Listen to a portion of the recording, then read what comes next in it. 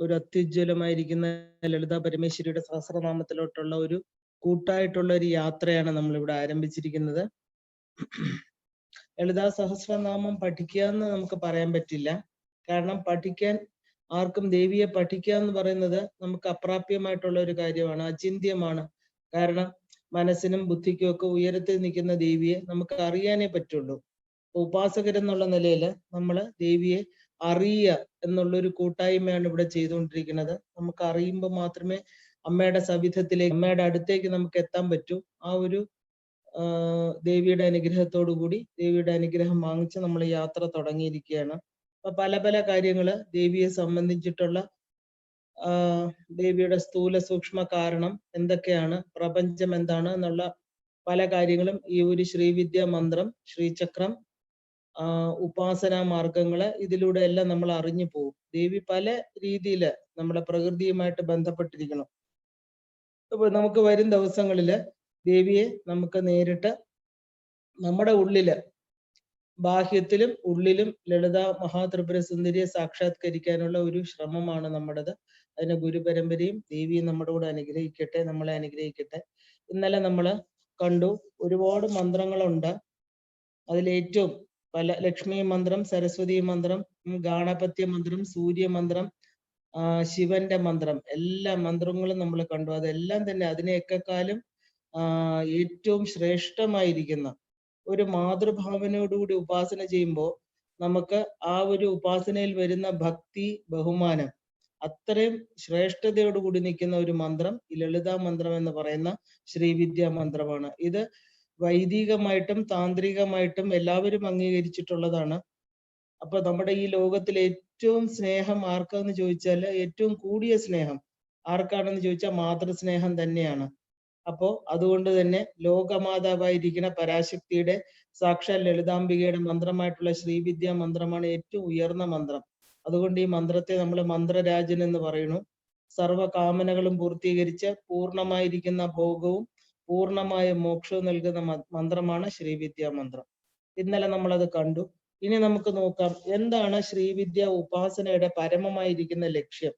നമ്മൾ എല്ലാത്തിനും ഒരു കാര്യകാരണം ഉണ്ടല്ലോ. എന്തിനാണ് നമ്മൾ ശ്രീവിദ്യാ മന്ത്രം എടുത്തിരിക്കുന്നത്, അതിലൂടെ നമ്മൾ എന്തൊക്കെയാണ് നേടുക, അപ്പൊ അത് നോക്കാം. ഓരോന്നും ചെറിയ ചെറിയ ഹെഡിങ്ങിലെ വളരെ പ്രധാനപ്പെട്ട ഒരു ഉപാസകൻ അറിഞ്ഞിരിക്കേണ്ട പ്രധാന കാര്യങ്ങളിലൂടെയാണ് നമ്മളിപ്പോ കടന്നു പോകുന്നത്. ഇത് രഹസ്യമാണ്, ഉപാസകര് മാത്രം അറിയേണ്ട കാര്യങ്ങളാണ്. അതുകൊണ്ടാണ് എന്താ പറയാ, ഈ ഒരു ഉപാസന മാർഗത്തിലുള്ളവർക്ക് വളരെ പ്രത്യേകിച്ച് ഇത് എഴുതിയെടുക്കുകയും പഠിക്കുകയും വേണമെന്ന് പറയാൻ കാരണം ശ്രീവിദ്യ ഉപാസനയുടെ പരമമായിട്ടുള്ള ലക്ഷ്യം എന്താണെന്ന് ചോദിച്ചാല് പ്രപഞ്ചത്തിന്റെയും വ്യക്തികളുടെയും മനസ്സുകളുടെ താളത്തിന്റെ ഐക്യം ക്രമപ്പെടുത്തുവാനുള്ള ഏറ്റവും ഉയർന്ന സാധന പദ്ധതിയാണിത്. ഒരു റിതമുണ്ട് പ്രപഞ്ചത്തിലും നമ്മുടെ ഉള്ളിലും ഉണ്ട്. കാരണം പ്രപഞ്ചത്തിലെ പഞ്ചഭൂത നിർമ്മിതമാണ് നമ്മുടെ ശരീരം, പ്രപഞ്ചവും അതുപോലെ തന്നെ. അപ്പൊ അവിടെ ഒരു താള ക്രമീകരണമുണ്ട്. വെളിയിലുള്ള പുറത്തുള്ള താളവും നമ്മുടെ ഉള്ളിലുള്ള താളവും തമ്മിൽ ഒരു ക്രമം ഐക്യപ്പെടുത്തേണ്ടതായിട്ടുണ്ട്. ഇനി നമ്മൾ കാണും ലളിതാ മഹാത്രിപുര സുന്ദരിയും ആയുർവേദവും. ആയുർവേദം എന്ന് പറയുന്ന വളരെ പ്രാചീനമായിട്ട് അഥർവവേദത്തിലുള്ള ഒരു ശാഖയാണ് ആയുർവേദം. പണ്ട് കാലങ്ങളിൽ ഭാരതത്തിൽ ഏറ്റവും അധികം നിലനിന്നിരുന്ന ഒരു സമ്പ്രദായം. ഇന്നാണ് അലോപ്പതി, മോഡേൺ മെഡിസിൻ എന്നൊക്കെ പറഞ്ഞ് വളരെ ഇപ്പം പ്രസിദ്ധമായത്. പണ്ട് കാലത്ത് ഒരു 25 വർഷം മുമ്പ് എല്ലാം ആയുർവേദ ട്രീറ്റ്മെന്റ് ആയിരുന്നു.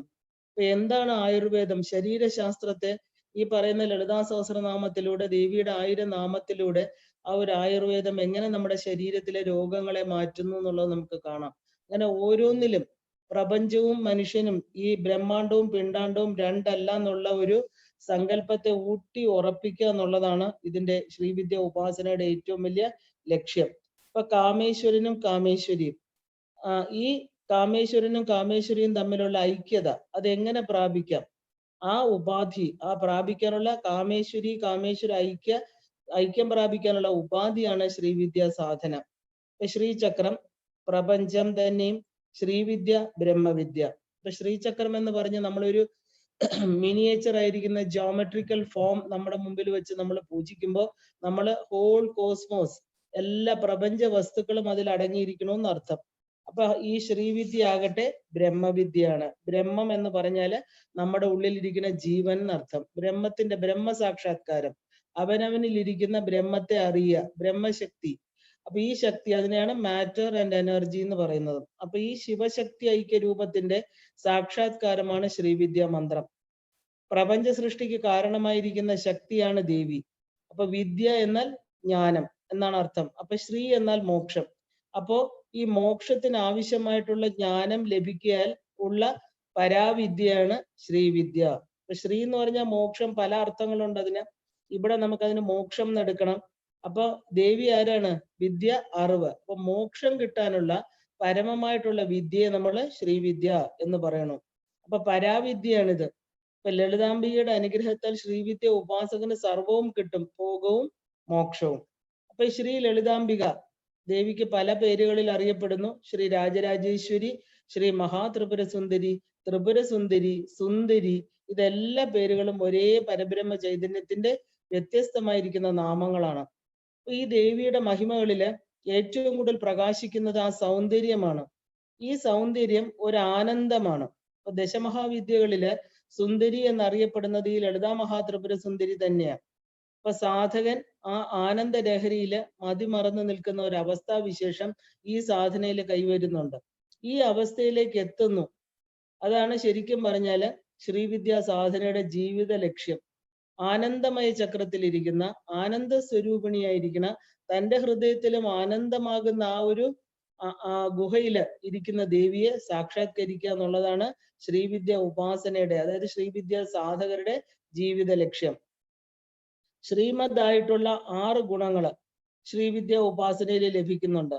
അവയാണ് ഐശ്വര്യം, ധർമ്മം, യശസ്, ശ്രീ, ജ്ഞാനം, വൈരാഗ്യം. ഇതിനാണ് നമ്മള് ഭഗങ്ങൾ എന്ന് പറയുന്നത്. ദേവി എന്തുകൊണ്ടാണ് ഭഗവാൻ അല്ലെ ഭഗവതി എന്നൊക്കെ വിളിക്കാൻ കാരണം ഭഗങ്ങൾ ഉള്ളത് കൊണ്ടാണ്. അപ്പൊ 6 ഭഗങ്ങള് ഇതിലൂടെ നമുക്ക് കിട്ടുകയാണ്.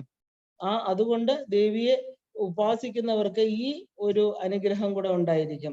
ഇപ്പൊ ശ്രീ ലളിതാ മഹാത്രിപുര സുന്ദരി എന്ന ഒരു പരബ്രഹ്മ ചൈതന്യം 16ാമത്തെ കലയായിട്ടാണ് നിൽക്കുന്നത്. ത്രിപുര സുന്ദരി മഹാഷോഡശി കലയായിട്ട് നിൽക്കുന്ന 16ാമത്തെ കല. അപ്പൊ ദേവി ചതുർബാഹുവായിരിക്കുന്ന ദേവി പൂർണ്ണചന്ദ്രന്റെ 15 സൗമ്യ കലകളുടെ സമാഹാരമാണ്. മുണ്ടക ഉപനിഷത്തില് 15 കലകളെ കുറിച്ചും പ്രശ്നോപനിഷത്തിലെ പ്രപഞ്ച ശക്തിയായിരിക്കുന്ന ഷോഡശ കലാരൂപമായിരിക്കുന്ന പരാമർശവും നമ്മൾ കണ്ടിട്ടുണ്ട്. ആ ഒരു പ്രശ്നോപനിഷത്തിലെ ദേവിയുടെ ആ ഒരു ഷോഡശ കല എന്താണെന്ന് നമ്മൾ കണ്ടു. ഈ 16 എന്നത് അർത്ഥം എന്ന് വെച്ചാൽ പൂർണ്ണമാണ്. കാരണം ഈ സംഖ്യ സാഖ്യശാസ്ത്രപരമായിട്ടും തന്ത്രശാസ്ത്രപരമായിട്ടും ഒരുപാട് പ്രത്യേകതകളുണ്ട്. 1000 ഇതളുള്ള സഹസ്രാരത്തിന് ഓരോ ഇതളുകൾക്കും 16 കലകളുണ്ട്. അപ്പൊ കല എന്നാല് നമ്മൾ ഒരുപാട് പ്രാവശ്യം കണ്ടതാണ്. കല എന്ന് പറഞ്ഞാൽ കഷ്ണം, അതായത് സാമാന്യ അർത്ഥം അതൊരു കഷ്ണം. കല എന്നത് ചൈതന്യത്തിന്റെ അളവാണ്. ഇപ്പൊ പ്രപഞ്ചത്തിന്റെ സകലതിലും കല എന്നതിന്റെ ഒരു സ്ഫുരണം നമുക്ക് കാണാം. അതായത് ജീവശക്തി, അതാണ് ജീവന കല എന്ന് പറയുന്നത്. ഇപ്പൊ വ്യത്യസ്തമായിരിക്കുന്ന ഈ പ്രപഞ്ചം മുഴുവനും ഈ ഉപാസനയിലൂടെ ഏകമായി തീരുക.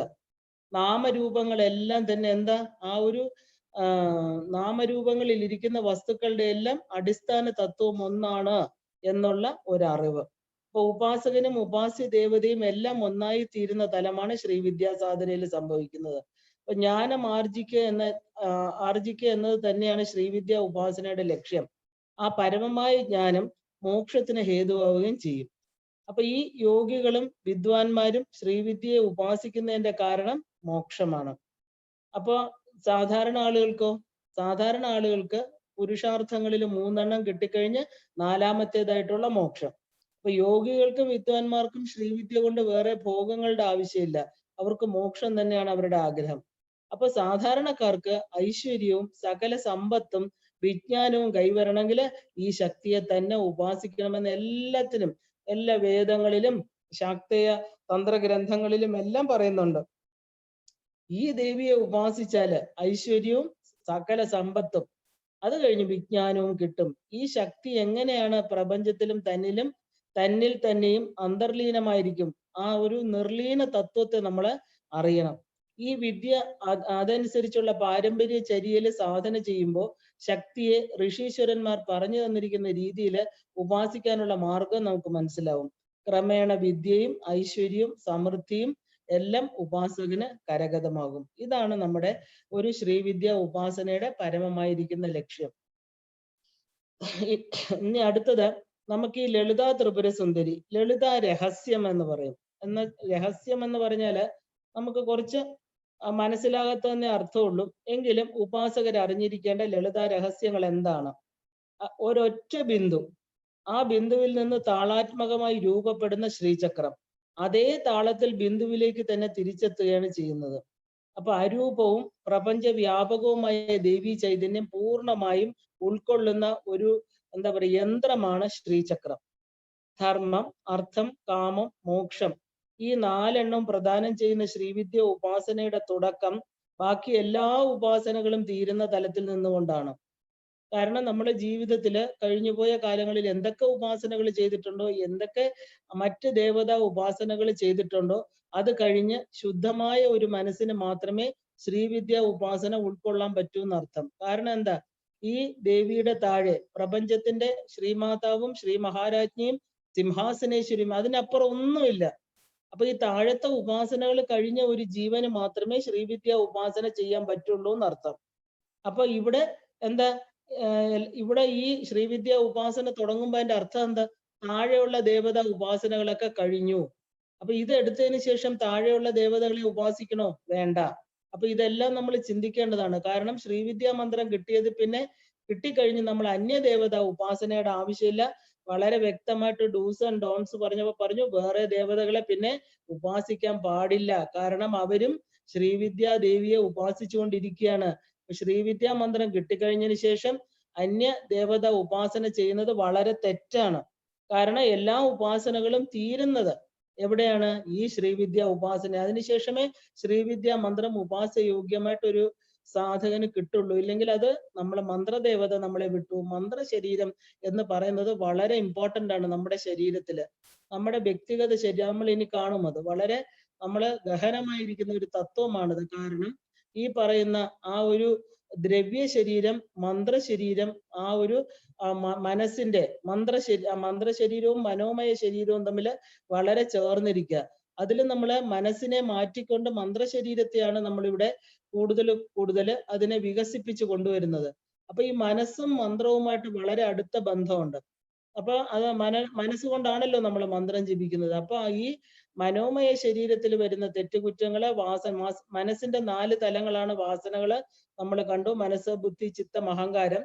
അപ്പൊ അതിനകത്തിരിക്കുന്ന ചിത്തം എന്ന് പറയുന്ന വാസനാമയമായിരിക്കുന്ന ആ ചെപ്പ് തുറന്ന് നമ്മൾ അനേക ജന്മത്തെ നമ്മൾ കൊണ്ടുവന്നിട്ടുള്ളതായ പല കർമ്മങ്ങളും നല്ലതും ചീത്തയുമായിട്ടുള്ള പ്രധാനം ചീത്തയായിട്ടുള്ള പാപകർമ്മങ്ങളുടെ ഫലം ഈ മന്ത്രദേവതയ്ക്ക് സഹിക്കാൻ പറ്റില്ല. കാരണം ഈ മനസ്സില് നമ്മൾ അടച്ചു വെച്ചിരുന്ന ഒരു പെട്ടി തുറക്കുക ചെയ്യുന്നത്. ഈ ദേവിയെ അവിടെ ഇരുത്തണമെങ്കിൽ ഈ മന്ത്രം 2, 3, 4, 5 വർഷം ജപിച്ചു എന്ന് വെക്കൂ. ആ മന്ത്രം ജപിച്ചുകൊണ്ടേ ഇരിക്കുമ്പോൾ മന്ത്രശരീരവും മനോമയ ശരീരവും തമ്മിൽ വളരെ ചേർന്നായിരിക്കുന്നത്. അപ്പൊ മന്ത്രം ദേവതയെ ആക്ടിവേറ്റ് ചെയ്യും. ഇപ്പൊ ശ്രീ ലളിതാ മഹാത്രിപുര സുന്ദരി എന്ന് പറയുന്ന ദേവതയുടെ 15 അക്ഷരം ജപിക്കുമ്പോൾ ഈ വാസനാ ചെപ്പിൽ നിന്ന് വളരെ ഇരുണ്ടതായിട്ടുള്ള അനേക ജന്മങ്ങളിലെ പാപ സംസ്കാരങ്ങളൊക്കെ അവിടെ നിന്ന് പൊങ്ങി വരുമ്പോൾ അത് ഈ മന്ത്രദേവതയുമായിട്ട് താരതമ്യം ചെയ്യുമ്പോൾ മന്ത്രദേവത ഈ ഒരു പാപത്തെ നമ്മൾ മാറ്റാതെ ശുദ്ധീകരിക്കാതെ ഈ മന്ത്രം സ്വീകരിച്ചതാണ് അതിന് കാരണം. അപ്പൊ ഈ മന്ത്രദേവത എന്ത് ചെയ്യും? അവിടെ നിന്ന് ദേവിക്ക് അങ്ങനെ ഉള്ളിടത്ത് ഇരിക്കാൻ പറ്റില്ല. കാരണം എല്ലാം ദേവിയുടെ മക്കളാണ്. ശുദ്ധീകരണം ചെയ്യാതെ സ്ഫുടം ചെയ്യാത്ത ഒരു ശരീരത്തില് മന്ത്രദേവത ഇരിക്കില്ല. അതാണ് നമ്മുടെ ഈ ദ്രവ്യ ശരീരത്തിന്റെ ഒരു പ്രാധാന്യം. കാരണം പഞ്ചഭൂത നിർമ്മിതം, അതും അമ്മയാണ്. ഈ ദ്രവ്യങ്ങളെല്ലാം മാറ്റർ അമ്മയാണ്, എനർജിയും അമ്മയാണ്. അപ്പൊ നമ്മുടെ കർമ്മങ്ങളാണ് അവിടെ കിടക്കുന്നത്. അത് അമ്മയ്ക്ക് മാറ്റാൻ പറ്റില്ല. നമ്മൾ തന്നെ അത് ജപിച്ച് മാറ്റേണ്ടതായിട്ടുണ്ട്. അപ്പൊ അവിടെ അങ്ങനെയുള്ളവർ, അതുകൊണ്ടാണ് ഒരുപാട് പുരസ്ചരണങ്ങൾ കൊടുത്തതിന് ശേഷം ശ്രീവിദ്യാ മന്ത്രം കൊടുക്കുന്നത്. ഗായത്രി മന്ത്രം, ഗണപതി, ബാല മുതലായിട്ടുള്ള മന്ത്രങ്ങൾ കൊടുത്ത് ആ ഒരു എന്താ പറയുക മന്ത്രശരീരം എന്ന് പറയുന്ന ആ ശരീരത്തിൽ ശ്രീവിദ്യാ മന്ത്രത്തെ കൊണ്ടുവരുമ്പോൾ അത് ആനന്ദ ഭൈരവ ഋഷി 15 അക്ഷരങ്ങൾ സാക്ഷാൽ കരിമ്പ് ബില്ലും പുഷ്പബാണങ്ങളോടും കൂടിയിരിക്കുന്ന ദേവതയെ നേരിട്ട് കണ്ടിട്ട് ഉണ്ടാക്കി ആ 15 അക്ഷര സ്വരൂപിണിയാക്കിയിരിക്കുകയാണ് ഈ ദേവതയെ. ഓരോ അക്ഷരങ്ങളിലും ദേവതയുടെ ശക്തിയുണ്ട്. അപ്പൊ ആ ദേവത വന്ന് നമ്മുടെ ശരീരത്തിൽ കുറച്ചുനാൾ ഇരിക്കുമ്പോൾ ഈ പറയുന്ന ജപങ്ങളിലൂടെ വരുന്ന മനസ്സിന്റെ 4 തലങ്ങളില് ആ ശുദ്ധമല്ലാത്ത കാര്യങ്ങള്, മനസ്സിലെ ചിന്തകള്, ദുഷ്പ്രവർത്തികള് ഇതെല്ലാം കൂടിക്കൂടി വരുമ്പോ എങ്ങനെയാണോ അലക്ഷ്മി, അലക്ഷ്മിയെ ഉള്ളൂ അഴുക്കിലിരിക്കുന്നത് ഇല്ലേ? ആ ഒരു ശുദ്ധമായിരിക്കുന്ന മഹാലക്ഷ്മി ശുദ്ധമായിരിക്കുന്ന മനോപീഠത്തിൽ മാത്രമേ ഇരിക്കുള്ളൂ. അപ്പൊ ആ മന്ത്രശരീരം പതുക്കെ പതുക്കെ ഈ ദ്രവ്യ ശരീരത്തിൽ നിന്ന് വിട്ടുപോകാൻ കൊതിക്കുകയും ഒരു തലത്തില് മന്ത്രദേവത ആ ഒരു ഉപാസകനെ വിട്ടുപോവുകയും ചെയ്യും. അനേക ജന്മങ്ങൾ കഴിഞ്ഞ് ശുദ്ധമായതിന് ശേഷം മാത്രമേ മന്ത്രദേവതയെ പിന്നെ കിട്ടുള്ളൂ. ഇതാണ് ഏറ്റവും വലിയ ഒരു രഹസ്യം ശ്രീവിദ്യ മന്ത്രത്തിന്റെ. അപ്പൊ ഈ ശ്രീചക്രം എന്ന് പറയുന്നത് ഒരു ജോമെട്രിക്കൽ ഫോം ആണ്. നമ്മൾ കണ്ടു. എല്ലാം ഒരു ബിന്ദുവിൽ നിന്നുണ്ടായി തിരിച്ച് ബിന്ദുവിലേക്ക് തിരിച്ചൊടുങ്ങുക ചെയ്യുന്നത്. അപ്പൊ നമ്മുടെ എല്ലാ ഉപാസനകളും പല ജന്മത്തിൽ ചെയ്ത് അതിലുള്ള ദേവതയുടെ അടുത്തുള്ള അറ്റാച്ച്മെന്റ് നമുക്കറിയാം. പല പല ദേവതകളോട് പല പല മനുഷ്യർക്ക് 30 ദേവതകളുണ്ട്. അതിൽ പല ദേവതകളോടും നമുക്ക് ഇഷ്ട ദേവതകളായിട്ട് പല ജന്മങ്ങളില് നമ്മൾ എടുത്തു കാണും. പല ജാതി മതങ്ങളിലെ വൈവിധ്യങ്ങളൊക്കെ ഉണ്ടായിരുന്നിരിക്കാം, അറിയില്ല. പക്ഷെ ആ ദേവതകളെല്ലാം, കാരണം ഈ ദേവതയ്ക്ക് മുകളിലായിട്ട് പ്രപഞ്ചത്തിനപ്പുറമായിട്ടൊന്നുമില്ല. അപ്പൊ ആ ദേവതാ ഉപാസനകളൊക്കെ തീർന്നു എന്ന് മനസ്സ് പറയും. സ്വന്തം ആത്മശക്തിയെ തിരിച്ചറിയാനുള്ള അദമ്യമായ ദാഹത്തിലുമാണ് ശ്രീവിദ്യ മന്ത്രത്തിന് വേണ്ടി ഉള്ള യാത്ര. അപ്പോൾ മാത്രമാണ് നമുക്ക് ഗുരുവിനെ കിട്ടുകയും ഒരു നല്ല വഴി ആ ഒരു ശ്രീവിദ്യ ഇനീസിയേഷൻ കിട്ടുകയും ചെയ്യുന്നത്. അപ്പൊ നമുക്ക് ആ ഒരു ദേവിയെ കിട്ടണമെങ്കിൽ എല്ലാ ഉപാസനകളും പൂർത്തീകരിച്ചിട്ട് ഏകമായിരിക്കുന്ന ശ്രീവിദ്യ ഉപാസനയില് മനസ്സും അന്ധകരണങ്ങളും ബുദ്ധിയും എല്ലാം നിർത്തേണ്ടത് അത്യാവശ്യമാണ്. കാരണം ഈ ഒരു 3 തലങ്ങളിലും ജാഗ്രത, സ്വപ്നം, സുഷുപ്തി 3 അവസ്ഥയിലും നമ്മുടെ യഥാർത്ഥ ആത്മാവ്, ആത്മശക്തി ലളിതയാണെന്ന് തിരിച്ചറിയണമെങ്കിൽ എന്ത് വേണം? ഈ ദേവിയെ തന്നെ ഉപാസിക്കണം. വേറെ മനസ്സ് വിട്ടുപോകാൻ പാടില്ല. അപ്പൊ അതുകൊണ്ടാണ് പറഞ്ഞത് എല്ലാ ഉപാസനകളും തീരുന്ന തലത്തിൽ നിന്നുകൊണ്ടാണ് എന്ന് ശ്രീവിദ്യ തുടങ്ങുന്നത്. ഇപ്പൊ വേദങ്ങൾ എന്ന് പറയുന്ന പരമജ്ഞാനത്തിന്റെ ഭണ്ഡാകാരമാണെന്ന് നമുക്കറിയാം. ശ്രീ ലളിതാ സഹസ്രനാമത്തിൽ ദേവിക്ക് വേദജനനി എന്നൊരു നാമമുണ്ട്. ആ നാമത്തിന്റെ അർത്ഥം സകല വേദങ്ങൾക്കും ഉൽപ്പത്തിയായവൾ എന്ന അർത്ഥം. അപ്പൊ വേദജനനി എന്ന ഒരു ഒറ്റ നാമം മതി ഈ ചിത്ശക്തിയുടെ മഹത്വം മനസ്സിലാക്കാൻ. ഇപ്പൊ ജന്മജന്മാന്തരങ്ങൾ കൊണ്ട് മാത്രമേ ഈ മാർഗത്തില് എത്തിച്ചേരുവാൻ നമുക്ക് പറ്റുകയുള്ളൂ. ഈ ഉപാസന ചില ചര്യകൾ തുടക്കത്തിൽ നിർബന്ധമാണ്. ഈ ചര്യകളെല്ലാം സമ്പ്രദായ പരമ്പര ഭേദത്താൽ വ്യത്യാസം ഉണ്ടായിരിക്കും. കാരണം ഇത് എന്തുകൊണ്ട് ഈ ശ്രീവിദ്യയും ശ്രീചക്രവും ഒക്കെ പരമ്പരാഗത സമ്പ്രദായമാണെന്ന് പറയാം. കാരണം ഈ ശ്രീവിദ്യ ഗോപ്യമാണ്, രഹസ്യമാണ്, എല്ലാവർക്കും ആചരിക്കാൻ പറ്റില്ല. അതുകൊണ്ട് ഇത് ഗുരുപരമ്പരയിലൂടെ മാത്രം ഉരുത്തിരിഞ്ഞു വരുന്നതാണ്. ഇന്നിപ്പോ പത്രത്തിൽ വരെ ഈ മന്ത്രം അച്ചടിച്ച് കാണാം, യൂട്യൂബിൽ നോക്കിയാൽ കാണാം. അതിനൊന്നും ഈ സുഗന്ധമുള്ള പൂവും കടലാസ് പൂവും പോലെയുള്ള വ്യത്യാസമുണ്ട്. നമ്മളെ കടലാസ് പൂവിന് ഒരിക്കലും സുഗന്ധം ഉണ്ടാക്കാൻ പറ്റില്ല. കാണാൻ ഭംഗിയുണ്ടായിരിക്കും, പക്ഷെ ഈ യഥാർത്ഥ സുഗന്ധം എന്ന് പറയുന്നത് അപ്പ വിരിഞ്ഞ ഒരു പനിനീർ പൂവ്, ഒരു താമര പൂവിന് അതിൻ്റെതായിട്ട് ഒരു സുഗന്ധമുണ്ട്. അതുപോലെ ഏത് മന്ത്രവും ഗുരുവിൽ നിന്ന് കിട്ടുമ്പോൾ, ഗുരുപരമ്പരയുടെ ആചാരങ്ങൾ അനുസരിച്ച് വരുമ്പോൾ അതിൻ്റെതായിട്ടുള്ള സുഗന്ധം, അതാണ് ഈശ്വരന്റെ ആ ഒരു സാമീപ്യമാണ് നമ്മൾ മന്ത്രത്തിലൂടെ അറിയുന്നത്. മന്ത്രദേവതയെ പരിചയപ്പെടുത്തി തരിക ഗുരു നമുക്ക്. ആ മന്ത്രദേവത ആരാണ്?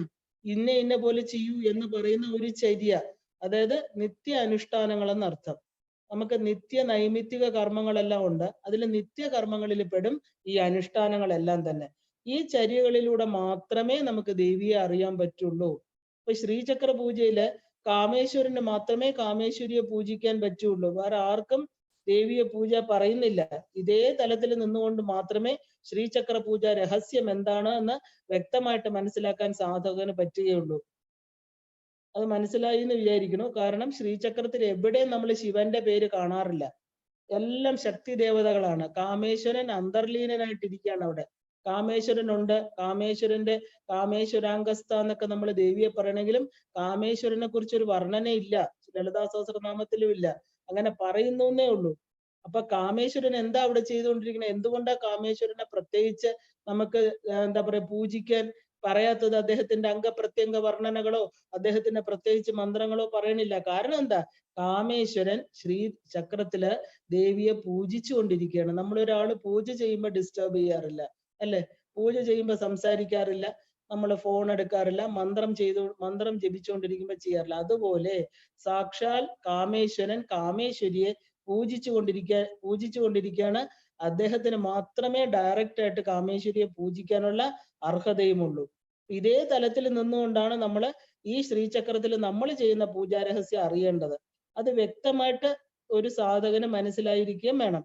കാരണം ശ്രീചക്ര ബിന്ദു സ്ഥാനത്ത് അരുണവർണ്ണത്തില് ശുക്ലവർണ്ണമായ കാമേശ്വരന്റെ മടിത്തട്ടിലാണ് ലളിതാദേവി ഇരിക്കുക. അവിടെയാണ് രക്ത ശുക്ല പ്രഭാമിശ്രം എന്ന് നമ്മൾ പറയുക. നമ്മുടെ ഗുരുമണ്ഡലത്തില് നമ്മുടെ സഹസ്രാര പത്മത്തില് 2 പാദങ്ങളാണ് കാണുന്നത്. രക്തം ശുക്ലം, ഒന്ന് ചുവപ്പ് ഒന്ന് വെളുപ്പ്. ആ വെളുത്തത് കാമേശ്വരന്റെ, ശിവന്റെ, ചുവന്ന പാദങ്ങൾ ദേവിയുടെ. അപ്പൊ 2 പാദങ്ങളാണ് നമ്മൾ കാണുന്നത് അല്ലെ. അപ്പൊ ശ്രീചക്ര ബിന്ദു സ്ഥാനത്ത് ആണ് നമ്മൾ ഈ അരുണവർണ്ണത്തില് ശുക്ലവർണ്ണ കാമേശ്വരന്റെ മടിത്തട്ടിൽ ലളിതാദേവി ഇരിക്കുന്നതായിട്ട് സങ്കല്പിക്കുന്നത്. ഈ ലളിതാദേവിയാണ് നമ്മൾ കാമേശ്വരി എന്ന് വിളിക്കുന്നത്. അപ്പോ പരിമിതിയോട് കൂടിയിരിക്കുന്ന ബോധം, അതാണ് കാമേശ്വരൻ. അപരിമേയമായിരിക്കുന്ന ശുദ്ധ ബോധം എന്ന് പറയുന്നത് ലളിത. ഈ ദൃശ്യ പ്രപഞ്ചത്തിന് ഉപരിയായിട്ടുള്ളവളാണ് ലളിത.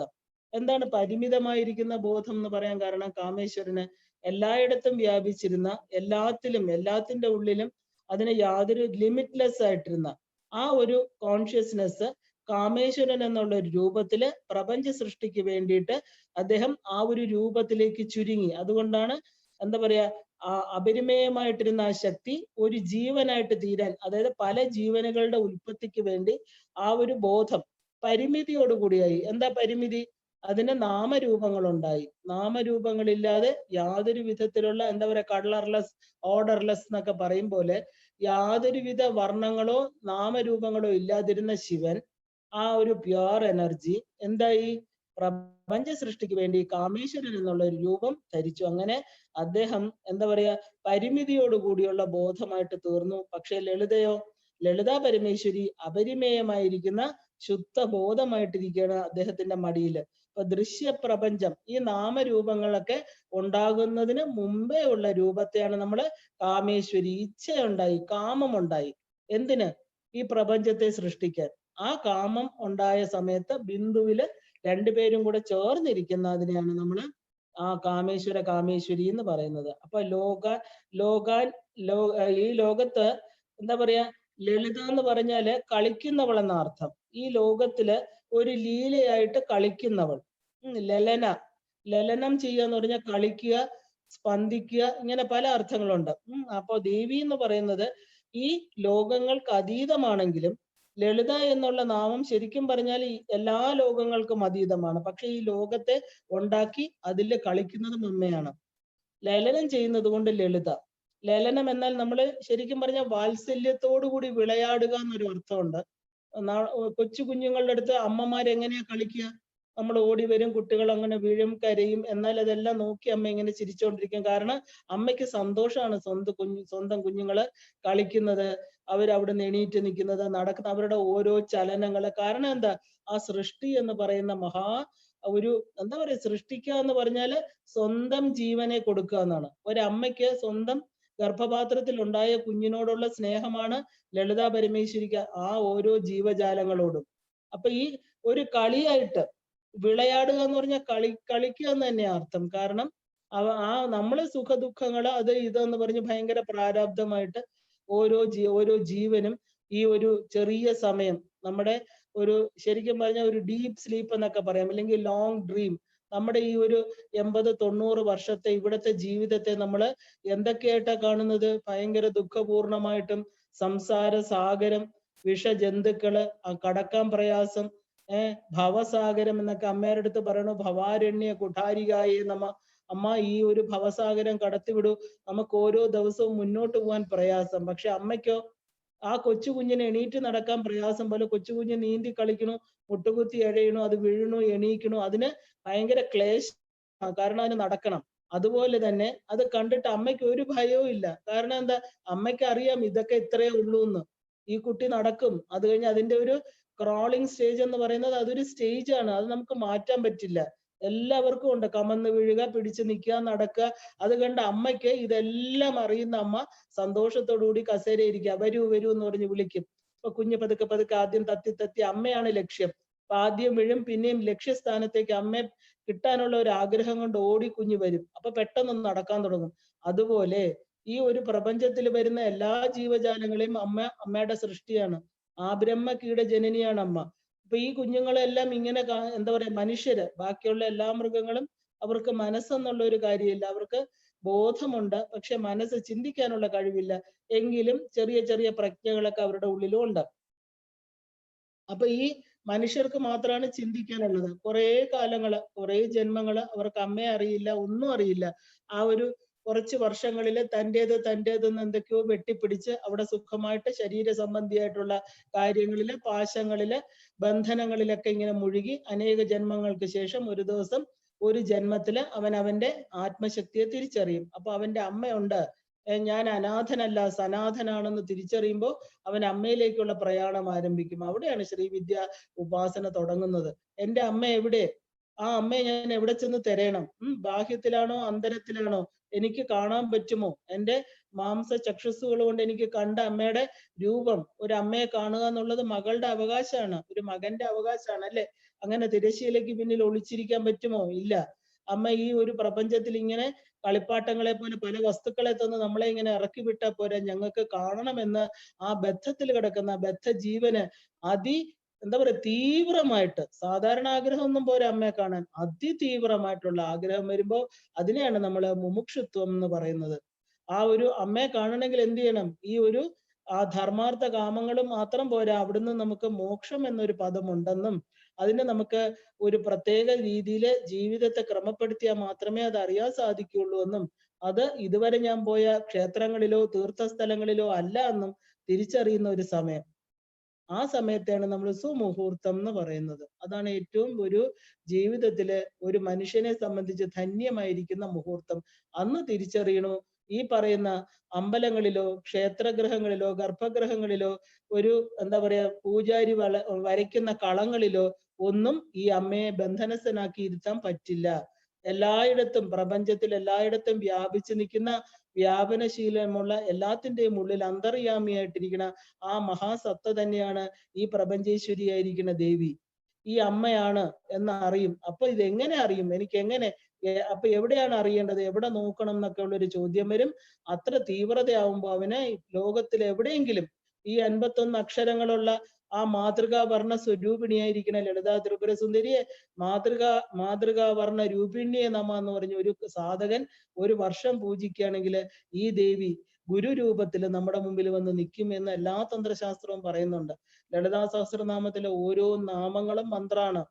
അപ്പൊ അവിടെ ആ ഒരു എന്താ പറയാ ബോധസ്വരൂപമായിരിക്കുന്ന അമ്മ എന്ന് പറഞ്ഞ് ഈ 51 അക്ഷരങ്ങളെ ഉപാസിച്ചുകൊണ്ട് ദേവിയെ എനിക്ക് കാണണം എന്നൊരു തീവ്രമായ മുമുക്ഷുത്വത്തോടു കൂടി വിളിക്കുമ്പോൾ ദേവി പ്രപഞ്ചത്തിൽ എവിടെ ഇരുന്നാലും തൻ്റെ ഒരു മനുഷ്യരൂപമായിരിക്കുന്ന ഗുരുവിലൂടെ കയറി ആ വ്യക്തിയെ അന്വേഷിച്ചെത്തി തൻ്റെ ദീക്ഷ അവന് കൊടുക്കും. അതാണ് ദീക്ഷ. ദീയതേ ക്ഷീയതേ പാപസമുച്ചയം. എന്ത് കിട്ടുമ്പോഴാണോ നമ്മുടെ പാപസമുച്ചയങ്ങള് കത്തിപ്പോകുന്നത്, അഗ്നിയിലിട്ട കത്തുന്ന വിറക് പോലെ, അതാണ് സമിത് പാണി. ആ ഗുരു വന്ന് ആ അമ്മയുടെ ദീക്ഷ, നീ അമ്മയല്ലേ അന്വേഷിച്ച് നടന്ന, എന്നാ വെച്ചോളൂ അമ്മ എന്ന് പറഞ്ഞ് ഗുരു സന്തോഷത്തോടുകൂടി ആ ദീക്ഷ ശിഷ്യന് കൊടുക്കുകയാണ്. അപ്പൊ അവിടെ നിന്ന് ഗുരുവിലേക്കുള്ള പ്രയാണമാണ്. ഇതുവരെ ഞാൻ ചെറുതായിരുന്നു, ലഘുവായിരുന്നു, ശിഷ്യനായിരുന്നു. ആ ശിഷ്യൻ എന്താവണം? പ്രപഞ്ചാകാരം, ഗുരുത്വമുള്ളവനാവണം. ഗുരുത്വം എന്ന് പറഞ്ഞാല് അതൊരു വികാരമോ പ്രകടനമോ അല്ല. ഗുരുത്വം എന്ന് പറഞ്ഞാൽ വലുതാകുക, ലിമിറ്റഡ് ആയിരിക്കുന്ന അവന്റെ മനസ്സ് പ്രപഞ്ചാകാരമായിട്ട് വളർന്ന് അവൻ ആരാണ് എന്നുള്ള അറിവ് പകർന്നു കൊടുക്കുന്നവൻ ഗുരു. അപ്പൊ അവൻ ലഘുവായിരുന്ന ആൾ ഇപ്പൊ എന്തായി?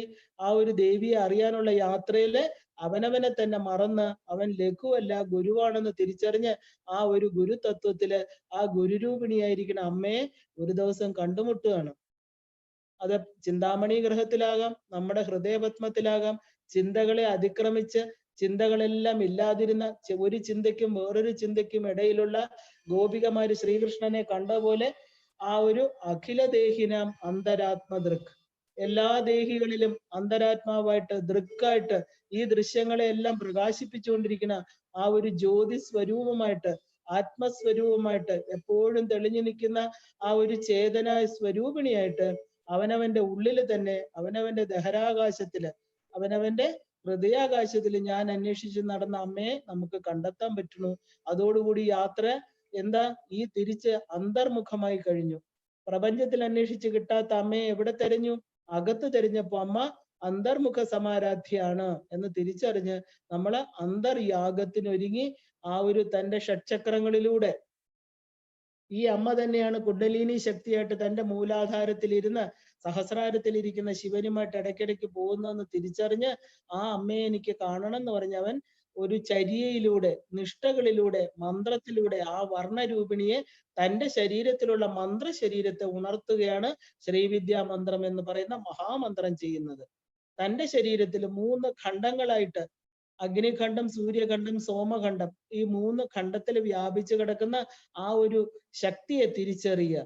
ആ ശക്തിയെ തിരിച്ചറിഞ്ഞ് 15 അക്ഷരങ്ങളിലൂടെ ആ ഒരു അമ്മയുടെ മന്ത്രശരീരം തിരിച്ചറിഞ്ഞ് തടില്ലത സമരിച്ചു എന്ന് പറയുമ്പോൾ ആ ഒരു മിന്നൽ പിണർ പോലെ സൂക്ഷ്മമായിട്ടിരിക്കണ, പ്രകാശ സ്വരൂപിണിയായിരിക്കണ, ശ്രീവിദ്യാ സ്വരൂപിണിയായിരിക്കണ സാക്ഷാൽ ലളിതാ പരമേശ്വരിയെ തന്റെ അമ്മ എന്നുള്ള രൂപത്തില് ആ തിരിച്ചറിയുന്ന ഒരു ദിവസം സമാധിസ്ഥനായി തന്റെ ഹൃദയപത്മത്തിൽ അമ്മ കാണിച്ചു കൊടുക്കും ദേവിയുടെ വിശ്വരൂപവും ആത്മസ്വരൂപവും. എങ്ങനെയാണോ അമ്മയെ കാണേണ്ടത്, നിങ്ങൾക്ക് എങ്ങനെയാ ഓരോ ഉപാസകനും അവന്റെ ഉള്ളിൽ കാണണം, പല രീതിയിലായിരിക്കും. ചിലർക്ക് പ്രകാശമായിട്ട് കാണണം, ചിലർക്ക് നാമരൂപങ്ങളോട് കാണണം. എങ്ങനെ കാണണം? ശങ്കരാചാര്യരുടെ മുന്നിൽ കാളിയായിട്ട്, ദുർഗയായിട്ട്, സരസ്വതിയായിട്ട്, ലക്ഷ്മിയായിട്ട് ചോദിക്കുകയാണ് ഏത് സ്വരൂപം കാണണം. മകന്റെ മുമ്പിൽ അമ്മ വന്ന് നിൽക്കുക, ആ രൂപത്തിൽ നിനക്ക് ഏത് രൂപമാണ് വേണ്ടത്, ഞാൻ കാണിച്ചു തരാന്ന് പറഞ്ഞു. അതുപോലെ സാധകന്റെ മുന്നിൽ ഒരമ്മ ഒരു കുഞ്ഞിന്റെ പിടിവാശിക്ക് കീഴടങ്ങണ പോലെ ഈ ദേവി വന്ന് നമ്മുടെ മുമ്പിൽ നിന്ന് ഏതാണ് ജാഗ്രതയിലായിരിക്കാം, സ്വപ്നത്തിലായിരിക്കാം, അവനവന്റെ ആ ഒരു തീവ്രത അനുസരിച്ച് അവന്റെ ഉപാസനയ്ക്ക് അവൻ എത്ര പ്രാധാന്യം കൊടുക്കണമെന്നുള്ള അനുസരിച്ച് അവന്റെ ചിലപ്പോൾ ജാഗ്രത തന്നെ അവന്റെ ഉള്ളില് അവൻ ഒരു പൂർണ്ണ സുഷുപ്തി അവസ്ഥയിലല്ലാത്ത ഘട്ടത്തില് ദേവിയെ കണ്ട എത്രയോ എത്രയോ പേരുണ്ട്. നമ്മുടെ ഈ കാലഘട്ടത്തിൽ തന്നെ നമുക്കറിയാം, കാളിദാസൻ ശങ്കരാചാര്യർ സ്വാമികളുടെ പ്രത്യക്ഷമാണ് അമ്മ കാമാക്ഷി രൂപത്തില്. കാളമേഘം, എത്ര ഈ ഒരു വിധത്തില് വലിയ വലിയ മഹാകാവ്യങ്ങൾ എഴുതിയവരെല്ലാം തന്നെ ദേവി ദർശനം ലഭിച്ചവരാണ്. അല്ലാന്ന് പറയാൻ പറ്റില്ല. ദർശനമില്ലാതെ, അമ്മയുടെ സ്പർശനമേക്കാതെ ഒരു നാവിന് അമ്മയെ കുറിച്ച് ഇങ്ങനെ എഴുതാൻ പറ്റില്ല. കണ്ടതുപോലെ ഒരു മകൻ അമ്മയെ, ഒരു മകൾ അമ്മയെ കണ്ടാൽ എങ്ങനെയാണോ അമ്മയുടെ അടിമുടി വർണ്ണിക്കുന്നത്, അതുപോലെയുള്ള കാവ്യങ്ങളാണ് ഇതെല്ലാം തന്നെ. സൗന്ദര്യലഹരി നമുക്ക് നോക്കിയാൽ അറിയാം. ഇപ്പൊ ലളിതാ സഹസ്രനാമം, അശ്വിന്യാദി അത് പോട്ടെ, അത് അപരിമേയമാണ്, അത് വാഗ്ദേവതകളാണ്, അവർക്ക് ദേവിയെ എപ്പോഴും കാണാൻ പറ്റും. പക്ഷെ മനുഷ്യരായിരിക്കുന്ന എത്രയോ പേര് ദേവിയെ കുറിച്ച് കാവ്യങ്ങൾ എഴുതിയിരിക്കുന്നു. എല്ലാത്തിലും കണ്ടതുപോലെ എങ്ങനെ ഈ വാക്കുകൾ ഒരുമിച്ച് ചേർക്കാൻ പറ്റും? ഈവൻ ശ്രീനാരായണ ഗുരു, അദ്ദേഹത്തിന്റെ ജനനി നവരത്ന മഞ്ജരി, ആ ശാരദാദേവിയെ എങ്ങനെയാ അദ്ദേഹം കാണുന്നത്? ഈ പ്രപഞ്ചത്തിലിരിക്കുന്ന ഓരോന്നുമായിട്ട് മനക്കണ്ണുകൊണ്ട് കണ്ട്, അതാണ് ശരിക്കുള്ള ജ്ഞാനനേത്രം. ആ ജ്ഞാനനേത്രം തുറന്ന് അമ്മയെ നേരിട്ട് കണ്ട് പിന്നെ അവിടെ വേറെ ആരുമില്ല, ഞാനും എൻ്റെ അമ്മയും ഉപാസകനും ദേവിയും മാത്രമായിട്ടിരിക്കുന്ന ഒരവസ്ഥ. അപ്പൊ ആ ദേവിയെ അതാണ് ശരിക്കും പറഞ്ഞാല് ലളിത രഹസ്യം. ഏത് ഉപാസകനാണോ ആ ഒരു അദമ്യമായിട്ടുള്ള ആവേശത്തോടുകൂടി ദേവിയെ കാണണമെന്ന് ആഗ്രഹിക്കുന്നത്, തീർച്ചയായിട്ടും ദേവി കാണിച്ചു കൊടുക്കും. അപ്പൊ ലളിത എന്ന് പറഞ്ഞാല് തന്റെ മക്കളുടെ കൂടെ വാത്സല്യത്തോടുകൂടി, അപ്പൊ സുഖം തന്ന അമ്മയല്ലേ, ദുഃഖം തന്നത് അമ്മയല്ലേ എന്ന് ചോദിക്കാൻ പാടില്ല. ദുഃഖം എന്താ? നമ്മളെ ഈ അഗ്നിയിൽ സ്ഫുടം ചെയ്യുന്ന പോലെ നമ്മുടെ വിശ്വാസത്തെയാണ് അമ്മ സ്ഫുടം ചെയ്തുകൊണ്ടിരിക്കുന്നത്. ദുഃഖങ്ങൾ തരുന്നത് ദുഃഖമല്ല. കാരണം അമ്മ കൂടെ ഉണ്ടെങ്കിൽ എന്താണ് നമുക്ക് ദുഃഖം? നമ്മുടെ വീട്ടിൽ ഇന്ന് അഗ്നി പടർന്നു കയറി, നമ്മുടെ വീട്ടിലല്ലെങ്കിൽ എന്തെങ്കിലും ഒരു കള്ളം കയറി, എന്തെങ്കിലും ഒരു ഭയങ്കര കർമ്മം നടന്നു, നമ്മുടെ അച്ഛനും അമ്മയും കൂടെ ഉണ്ടെങ്കിൽ നമുക്ക് ഭയമില്ല. കാരണം എന്താ? അവരുടെ പുറകിൽ നമ്മൾ ഒളിച്ചു നിന്ന് അത് കാണും. കാരണം രക്ഷിക്കാൻ എൻ്റെ അമ്മയുണ്ട്, അച്ഛനില്ലെങ്കിൽ അമ്മയുണ്ട് എന്നുള്ള ഒരു കുഞ്ഞിന് ബലമായിട്ടുള്ള വിശ്വാസം. അനാഥനെ പോലെ കരയില്ല, ആരും ഇല്ലല്ലോ എന്ന് പറഞ്ഞ് കരയില്ല. അതുപോലെ നമ്മുടെ ഈ ദേവി നമ്മുടെ കൂടെ ഉണ്ടോ എന്ന് പറഞ്ഞാൽ ദുഃഖങ്ങൾ വന്നോട്ടെ, എൻ്റെ കർമ്മഫലമല്ലേ എന്ന് മനസ്സിലാക്കി നമ്മുടെ കർമ്മങ്ങളെ ശുദ്ധമാക്കാനും ഇനി വരുന്ന കർമ്മങ്ങൾ, നമ്മുടെ ആഗമിക കർമ്മങ്ങളൊക്കെ ശുദ്ധ നല്ല പ്രവൃത്തികളിലൂടെ ജീവിതത്തെ മുന്നോട്ട് കൊണ്ടുപോകാനും നമുക്ക് കഴിയും. സദാ നമ്മുടെ കൂടെ ജാഗരൂപിണിയായിട്ട് നമ്മളെ സംരക്ഷിച്ചുകൊണ്ട്, ദുഃഖങ്ങൾ വരുമ്പോൾ ചുമലിൽ ഏറ്റിക്കൊണ്ട്, ആ പാദങ്ങളെ കാല് തറയെ മുട്ടി വിഷമിക്കാതെ അമ്മയുടെ ചുമലിലായിരുന്നു. നമുക്കറിയാം, ആൽക്കമിസ്റ്റിനകത്ത് നമ്മൾ ആ സ്റ്റോറിയിൽ കാണുന്നുണ്ട്, എവിടെയായിരുന്നു ഈശ്വരൻ എൻ്റെ ദുഃഖങ്ങളിലൊന്ന് ചോദിക്കുന്ന ഉപാസകനോട് ചോദിക്കുക, നിന്നെ ഞാൻ എടുത്തിരിക്കുകയായിരുന്നു, നീ അറിഞ്ഞില്ല, നിനക്ക് വലിയ ദുഃഖം വന്നപ്പോ നീ എൻ്റെ ചുമലിലായിരുന്നു. ഇത്രയും വാത്സല്യവതിയാണ് അമ്മ. എടുത്തുകൊണ്ട് നടക്കുക, അത് കഴിഞ്ഞ് വീണ്ടും ദുഃഖം ശമിക്കുമ്പോഴാണ് താഴെ വെക്കുന്നത്. അങ്ങനെ ഒരു അമ്മ നമുക്കുണ്ടോ എന്ന് നമ്മൾ തിരിച്ചറിയുമ്പോൾ ഈ പ്രപഞ്ചത്തിലിരിക്കുന്ന വസ്തുക്കളെല്ലാം അവിടെ നിന്ന് എന്ത് ദുഃഖം, ആദി ഭൗതികമാവട്ടെ, ആദി ദൈവീകമാകട്ടെ, ആധ്യാത്മികം അകത്തു നിന്ന് വരുന്ന ദുഃഖങ്ങളാകട്ടെ, ദുഃഖം എന്നുള്ള ഒരു വാക്ക് നമ്മുടെ നിഘണ്ടുവിലില്ല. കാരണം ആധിയും വ്യാധിയും നമ്മൾ കണ്ടു. ശരീരത്തിനും മനസ്സിനുമാണ് മാറി മാറി വന്നുകൊണ്ടേയിരിക്കുന്നത്. ശരീരത്തിന് ദുഃഖമില്ലാത്തവർക്ക് മനസ്സിന് വ്യാധി, ആധി, ആധി കയറി ആധി പിടിച്ച് നടക്കുക എന്നൊക്കെ പറയില്ലേ. എന്താ ആധി? സമാധി അല്ലാത്തതുകൊണ്ട്, സമമായിട്ടുള്ള ബുദ്ധി ഇല്ലാത്തത് കൊണ്ട്, സമാധി അവസ്ഥയിലുള്ള മനസ്സ് വ്യക്തമായിട്ട് ചിന്തിച്ചൊരു തീരുമാനം എടുക്കാൻ പറ്റാതെ എന്താ പറയുക, വിരളി പിടിച്ച് നടക്കുന്ന ഒരു ചുമന്ന തുണി കാണുമ്പോൾ എങ്ങനെയാണ് ഒരു പോത്ത് ഓടുന്നത്, മഹിഷാസുരന്റെ മുമ്പിൽ എങ്ങനെ ഒരു ചുമന്ന തുണി കാണിച്ച് എങ്ങനെ ഓടുക? തെറ്റുകുറ്റങ്ങള്, കർമ്മങ്ങൾക്ക് ദോഷം വരുമ്പോഴാണ് ഈ മനസ്സ് വിരളി പിടിക്കുന്നത്. വളരെ ശാന്തമായിട്ട് സത്കർമ്മങ്ങൾ ചെയ്ത് ദേവി ഉപാസന ചെയ്ത് പോകുന്ന ഒരു മനസ്സിന് അവിടെ ഈ പറഞ്ഞ ആധിയില്ല. വ്യാധി ശരീരത്തിന്. ശരീരമല്ലേ, പഞ്ചഭൂത നിർമ്മിതമായിട്ടുള്ള ശരീരമല്ലേ, അതിന് വ്യാധികൾ വരും. ആ ഈ 3 ഖണ്ഡങ്ങളിൽ വരുന്ന വ്യതിയാനങ്ങള്, നമ്മുടെ സൂര്യ സോമ ഖണ്ഡങ്ങളില്, അഗ്നിഖണ്ഡങ്ങളിലൊക്കെ വരുന്ന ആ ഒരു വ്യതിയാനങ്ങള് ശരീരത്തിന് ആ ത്രിദോഷങ്ങൾ ഉണ്ടാക്കും. വാതം, പിത്തം, കഫം, 3 ദോഷങ്ങൾ ശരീരത്തിനുണ്ട്. കാരണം ഇതെല്ലാം തന്നെ പ്യുവർ വസ്തുക്കൾ കൊണ്ട് നിർമ്മിച്ചിരിക്കുകയല്ല. പ്രപഞ്ചം എന്ന് പറയുന്നത് പഞ്ചീകൃതമായിരിക്കുന്ന ആ ഒരു കുറെ വസ്തുക്കൾ, അത് നമ്മുടെ ശരീരവും നിർമ്മിച്ചിരിക്കുക. അവിടെ ഏറ്റക്കുറച്ചില്, ചൂട്, താപം കൂടും. എന്താ അതിന് കാരണം? നമ്മുടെ ജീവിത രീതി കൊണ്ട്, നമ്മുടെ കർമ്മങ്ങൾ കൊണ്ട്. ശരീരം നല്ലതാക്കി ആണ് ഉണ്ടാക്കി തന്നിരിക്കുന്നത്.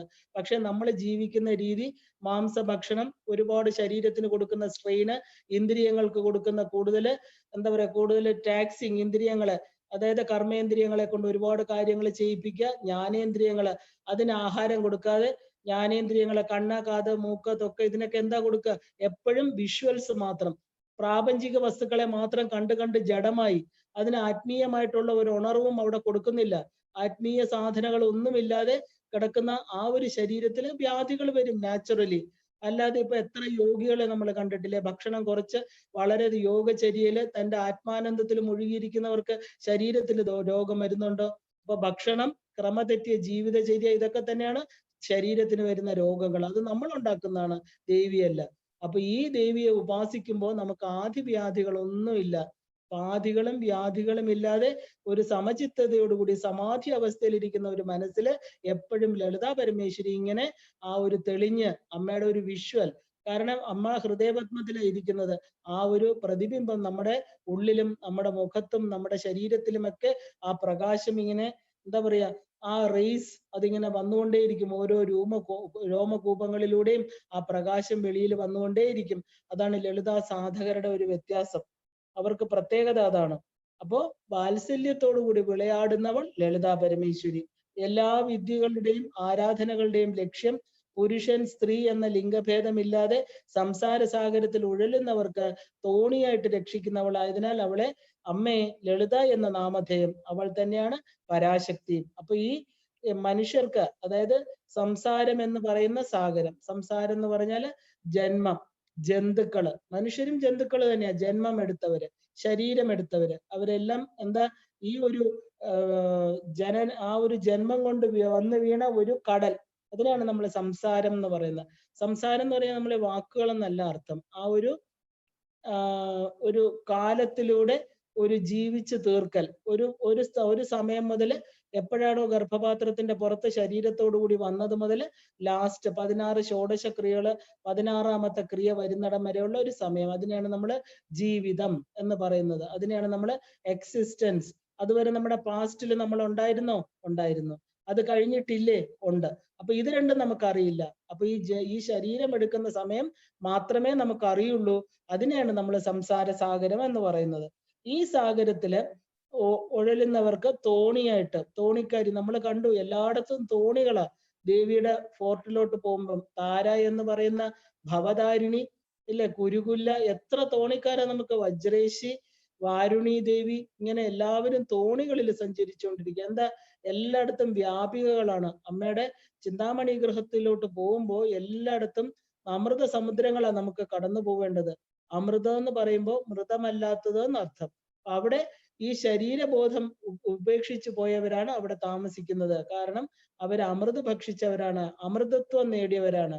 നമ്മുടെ മൃത്യുഞ്ജയ മന്ത്രം എന്താ? ഉർവാരുകമിവ ബന്ധനാത് മൃത്യോർ മുക്ഷീയ മാ അമൃതാത്. അപ്പൊ എന്നെ അമൃതത്വത്തിൽ എനിക്ക് തരൂ, എന്റെ ശരീരത്തിൽ മൃതമല്ലാത്ത വസ്തുവിനെ എനിക്ക് കാണിച്ചു തരൂ. ശിവനോട് പറയാ.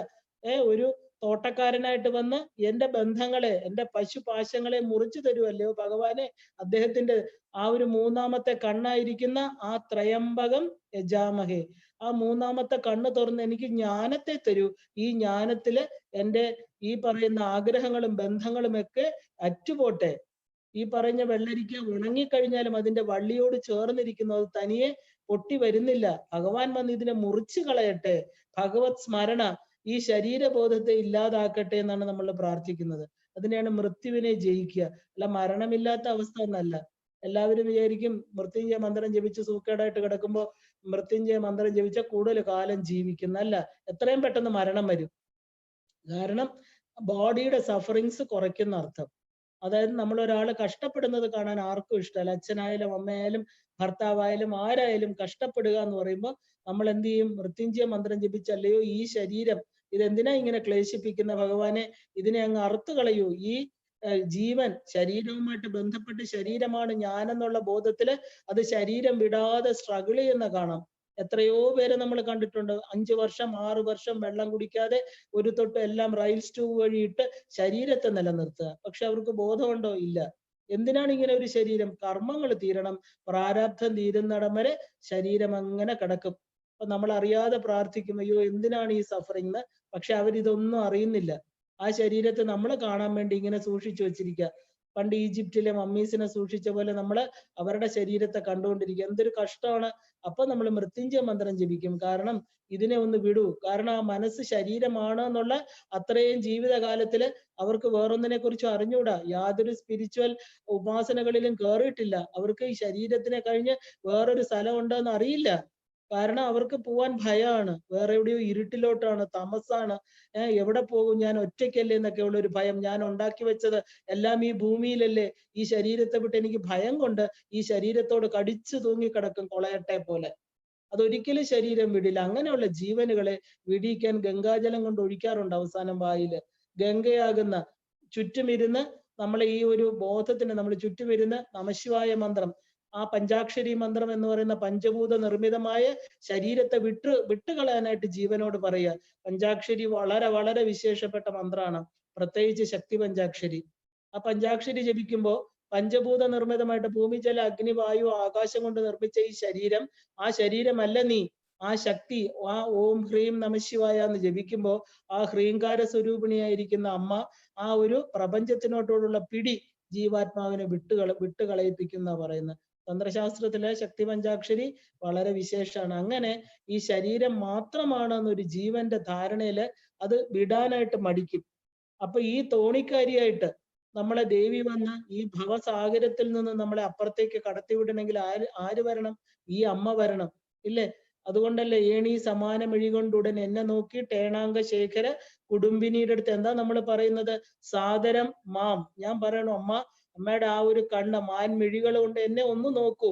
എനിക്ക് ഈ സംസാര സമുദ്രം കടക്കണം, എനിക്കിനി വയ്യ. എന്നെ നോക്കി ടേണാങ്ക ശേഖര കുടുംബിനി ക്ഷോണീതലെ, ഈ ഭൂമിയില് നിജ ജന്തു ഗർഭപാത്രേ. ഇനി ഏതൊരു ജീവികളുടെ ശരീരത്തിലും ആ ഗർഭപാത്രത്തിൽ ഞാൻ വന്ന് ജനിക്കാതിരിക്കട്ടെ അമ്മ, എനിക്ക് അമ്മയുടെ കൂടെ ഇരിക്കാൻ പറ്റട്ടെ. ജഠരേ ശയനം, ഗർഭപാത്ര വാസം എന്ന് പറയുന്നത് വളരെ ദുഃഖമാണ് കുഞ്ഞിന്.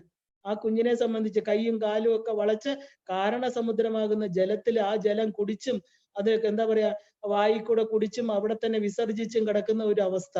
അതാണ് ഗർഭപാത്രം എന്ന് പറയുന്നത്. അത് ശരിക്കും പറഞ്ഞ ആ ജീവന് വളരെ ദുഃഖപൂർണ്ണമാണെന്ന് നമ്മൾ ശങ്കരാചാര്യരുടെ ആ ഒരു ക്ഷമ അപരാധ സ്തോത്രത്തിൽ കണ്ടു. ഓരോന്നും ക്ഷമിക്കണേ ഭഗവാനെ, ഈ ഒരു തടവറയിൽ വന്ന് കിടക്കാൻ ഞാൻ എന്ത് പാപം ചെയ്തു എന്നാ ചോദിക്കുക. നമ്മൾ ഗർഭോപനിഷത്തിൽ അത് കണ്ടു. അങ്ങനെ 9 മാസം അവസാനം പാപത്തിന് ചെയ്ത പാപങ്ങൾക്കെല്ലാം സമസ്ത അപരാധം പറഞ്ഞ് ശിവന്റെ അടുത്ത് പറയാ, ഇനി ഒരിക്കലും ഞാൻ ചെയ്യില്ല, ഇതൊക്കെ ഭൂമിയിൽ വന്ന ഉടനെ പഠിച്ചോളാം, എല്ലാം പഠിച്ച് ഈശ്വരനെ മാത്രം പ്രാപിച്ചോളാം. എന്തൊക്കെ സത്യങ്ങൾ ചെയ്യണു 9-ാം മാസത്തിൽ ജീവൻ എല്ലാ സത്യങ്ങളും മറന്ന് അവസാനം പ്രസൂതി വായിലൂടെ ഈ ഭൂമിയാകുന്ന ആ ഒരു മായാവലയത്തിൽ വന്ന് വീഴുമ്പോ കുഞ്ഞ് പതുക്കെ പതുക്കെ ആദ്യത്തെ 3 മാസം കഴിയുമ്പോൾ എല്ലാം മറന്നുപോയി ഈ കാണുന്നതാണ് പ്രപഞ്ചം എന്നുള്ള ഒരു ബോധത്തിലോട്ട് വന്ന് ചേരുക. പക്ഷെ അങ്ങനെ അല്ലാത്ത മാതാപിതാക്കളെ വീണ്ടും നല്ല ഗൃഹത്തില്, അതാണ് ശ്രീമതാം ഗേഹ എന്ന് പറയുന്നത്. ആ ഗൃഹത്തിൽ പിറന്ന അച്ഛനമ്മമാര് നിത്യം അഗ്നിഹോത്രങ്ങളും പൂജാവിധികളും ഒക്കെ ചെയ്യുന്ന അച്ഛനമ്മമാരുടെ മക്കളായിട്ട് ജനിക്കാൻ ഭാഗ്യമുണ്ടായാല് കൊച്ചിലെ മുതലേ ആത്മജ്ഞാനം, അവരെ 3 വയസ്സില് ഒരു എന്താ പറയാ ആ ഒരു ഗായത്രി മന്ത്ര ഉപാസനയൊക്കെ കൊടുത്ത് പ്രചോദിതമായ ബുദ്ധി കൊണ്ട് ഈ 4-ാം പാദം ചതുഷ്പാദിയായിരിക്കുന്ന ആത്മവിദ്യയായിരിക്കുന്ന ശ്രീവിദ്യയെ അറിയാൻ അവർക്ക് അവസരം കിട്ടും. അതിനെയാണ് മഹാഭാഗ്യം എന്ന് പറയുന്നത്. ഇനി ജന്മം കിട്ടിയാലും ആ ഒരു ഉയർന്ന ജീവിത ചര്യയിൽ ചരിക്കാൻ പറ്റും. അത് ആത്മസാക്ഷാത്കാരത്തിന് വഴിയൊരുക്കും. ഇവിടെ തുടങ്ങി വെച്ചതൊക്കെ ഇനി ഒരു ജന്മത്തിൽ പൂർത്തീകരിച്ച് ആ മഹാപാദപത്മങ്ങളെ നമുക്ക് ചേരാൻ പറ്റും. അതാണ് ഇവിടെ തോണിക്കാരിയായിട്ട് ഈ ഒരു ജന്മത്തിൽ തുടങ്ങി വെച്ചതൊക്കെ നമുക്ക് പൂർത്തീകരിക്കാൻ ഇനി ഒരു ജന്മം ദേവി അനുവദിക്കണമെങ്കിൽ ഇപ്പൊ പൂർത്തീകരിച്ച അത്രയും നല്ലത്. അല്ലെങ്കിൽ ഇനിയും ഒരു ജന്മം, ഇനി 5-6 വരവ് വരേണ്ടി വരും എന്ന് പറയും പോലെ അതിന് തയ്യാറാണെങ്കിൽ അതിനും കുഴപ്പമൊന്നുമില്ല. കാരണം ചിലർക്ക് ഈ ജന്മത്തോടുകൂടി മതിയായി എന്നൊരു തോന്നലുണ്ടാവും. ആ തോന്നലുള്ളവർക്ക് ദേവി ഈ ജന്മത്തിൽ തന്നെ മോക്ഷപ്രദായിനിയും കൂടെയാണ്. ഈ ഭവസാഗരത്തെ കടത്തിവിടുന്നവളാണ് ലളിതാ പരമേശ്വരി എന്ന് പറയുന്നത്. അഗ്നി, നിര്യതി, വായു, ഈശാന 4 കോണുകളില് സ്ഥിതി ചെയ്യുന്ന ബ്രഹ്മാവ്, വിഷ്ണു, രുദ്രൻ, ഈശ്വരൻ. നമുക്കറിയാം ദേവിയുടെ ആ ഒരു പഞ്ചബ്രഹ്മാസനം, ദേവി ഇരിക്കുന്ന പഞ്ചബ്രഹ്മമായിരിക്കുന്ന ആ മഞ്ചത്തിന്റെ 4 കാലുകളാണ് ഈ 4 പേര്, ഈ പാദങ്ങളായിട്ടിരിക്കുന്ന 4 പേര്. എന്നിട്ട് സദാശിവനായിരിക്കുന്ന മഞ്ചഫലകം, അതിൽ പലകയായിട്ടിരിക്കുന്ന ദേവിക്ക് ഇരിക്കാൻ അതിന്റെ ഉപരി ആ ഒരു ഹംസത്തിന്റെ തൂവലാൽ നിർമ്മിച്ച മെത്തമേലാണ് ശ്രീ ലളിതാദേവി വിരാജിക്കുന്നത്. അപ്പൊ നോക്കൂ, എത്ര ഉയർന്ന ഒരു തലത്തിലാണ് അമ്മ ഇരിക്കുന്നത്. അത്രയും ഉയർന്ന ദേവിയെ നമ്മൾ പൂജിക്കണമെങ്കിൽ നമ്മുടെ മനസ്സും അത്രത്തോളം ഉയരണം. നമ്മൾ ഈ ലിമിറ്റഡ് ആയിട്ടുള്ള വസ്തുക്കളില്, ലിമിറ്റഡ് ആയിരിക്കുന്ന ബന്ധങ്ങളില് ആ ഒരു ബന്ധനങ്ങളൊക്കെ വിടണം. കാരണം എന്താ വിടണം എന്ന് പറയുമ്പോൾ ചോദിക്കും, ഞാൻ സന്യസിക്കണമെന്ന് ചോദിക്കുക. സന്യാസമല്ല ഈ പറയുന്നത്.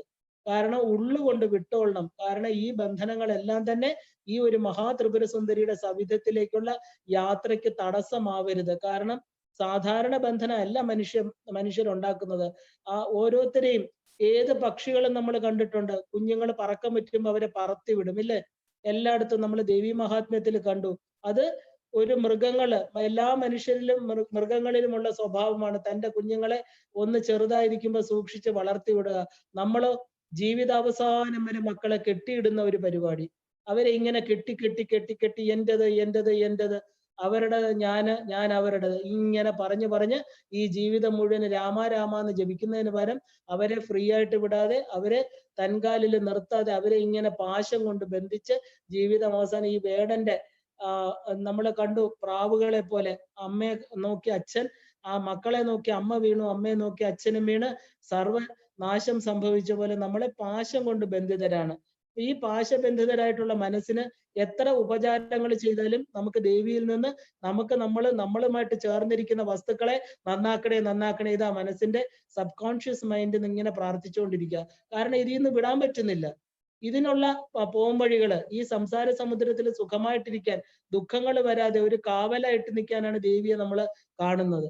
എല്ലാം ജപിച്ചിട്ട് നമുക്ക് ദുഃഖങ്ങൾ വരുന്നു. ഒരു ശ്രീവിദ്യ ഉപാസകയാണെന്ന് വെക്കൂ, ഒരു ദുഃഖങ്ങൾ വരുന്നു, ദുഃഖം വരില്ലേ? ജീവിതത്തിൽ നമ്മൾ ചെയ്ത കർമ്മങ്ങളല്ലേ ദുഃഖങ്ങളായിട്ട് വരിക. അപ്പൊ ആ ദുഃഖങ്ങൾ വരുമ്പോ അമ്മയോട് ചോദിക്കുന്നു, ഇത്രയും ഞാൻ ജപിച്ചില്ലേ അമ്മ, ഇത്രയും ഞാൻ ഉപാസന ചെയ്തില്ലേ, ദിവസവും പൂ പറിച്ചുകൊണ്ട് ദേവിയുടെ മുമ്പിൽ വെച്ച് അർച്ചന ചെയ്യണില്ലേ, ഈ മന്ത്രങ്ങളെല്ലാം തെറ്റാതെ ജപിക്കുന്നില്ലേ, നല്ലതായിട്ട് ജീവിക്കണില്ലേ, എന്തുകൊണ്ട് എനിക്ക് ഈ ദുഃഖം വന്നു? ഇതാണ് ശ്രീവിദ്യ ഉപാസകയുടെ ചോദ്യം ദേവിയോട്.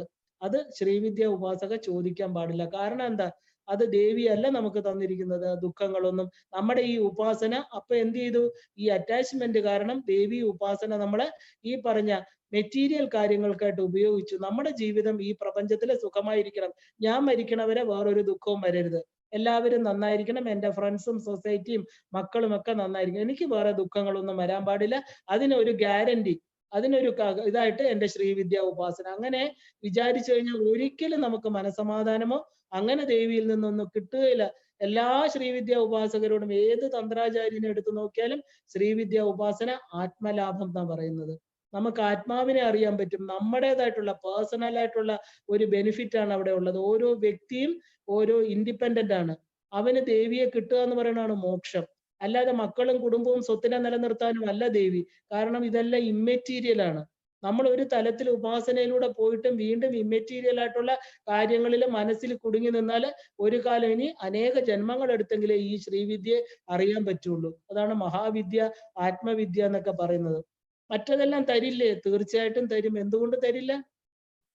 അഷ്ടൈശ്വര്യ സിദ്ധിയല്ലേ അമ്മ. അമ്മ ഇരിക്കുന്നിടത്ത് ഐശ്വര്യം ഇല്ലാതിരിക്കൂ? അപ്പൊ നമ്മൾ ഭോഗങ്ങളിലോട്ട് അധികം നമ്മുടെ മനസ്സിന്, നമുക്ക് സുഖം തരുന്ന ഒരു വസ്തു അല്ല അമ്മ. നമുക്ക് സുഖമായിട്ടുള്ള ഒരു അന്തരീക്ഷം ഉണ്ടാക്കി തരുന്ന അല്ല അമ്മ. കാരണം അമ്മയിലോട്ടുള്ള യാത്രയിൽ വരുന്ന ദുർഘടങ്ങൾ അമ്മയുടെ ഈ പരിചാരികമാരായിരിക്കുന്ന ദേവിമാര് നമ്മുടെ ദുഃഖങ്ങളെ മാറ്റിത്തരും. കാരണം തീവ്രമായിട്ടുള്ള ഒരു ഉപാസകന് തടസ്സങ്ങൾ ഉണ്ടാവാൻ പാടില്ല. ആ തടസ്സങ്ങളെ മാറ്റിത്തരുന്നതാണ് ദേവിയുടെ ചതുഷ്ഷഷ്ടി കോടി യോഗിനികള്. അവര് മാറ്റിത്തരും നമുക്ക്. അത് നമ്മൾ പൂർണ്ണമായിട്ട് വിശ്വസിക്കണം.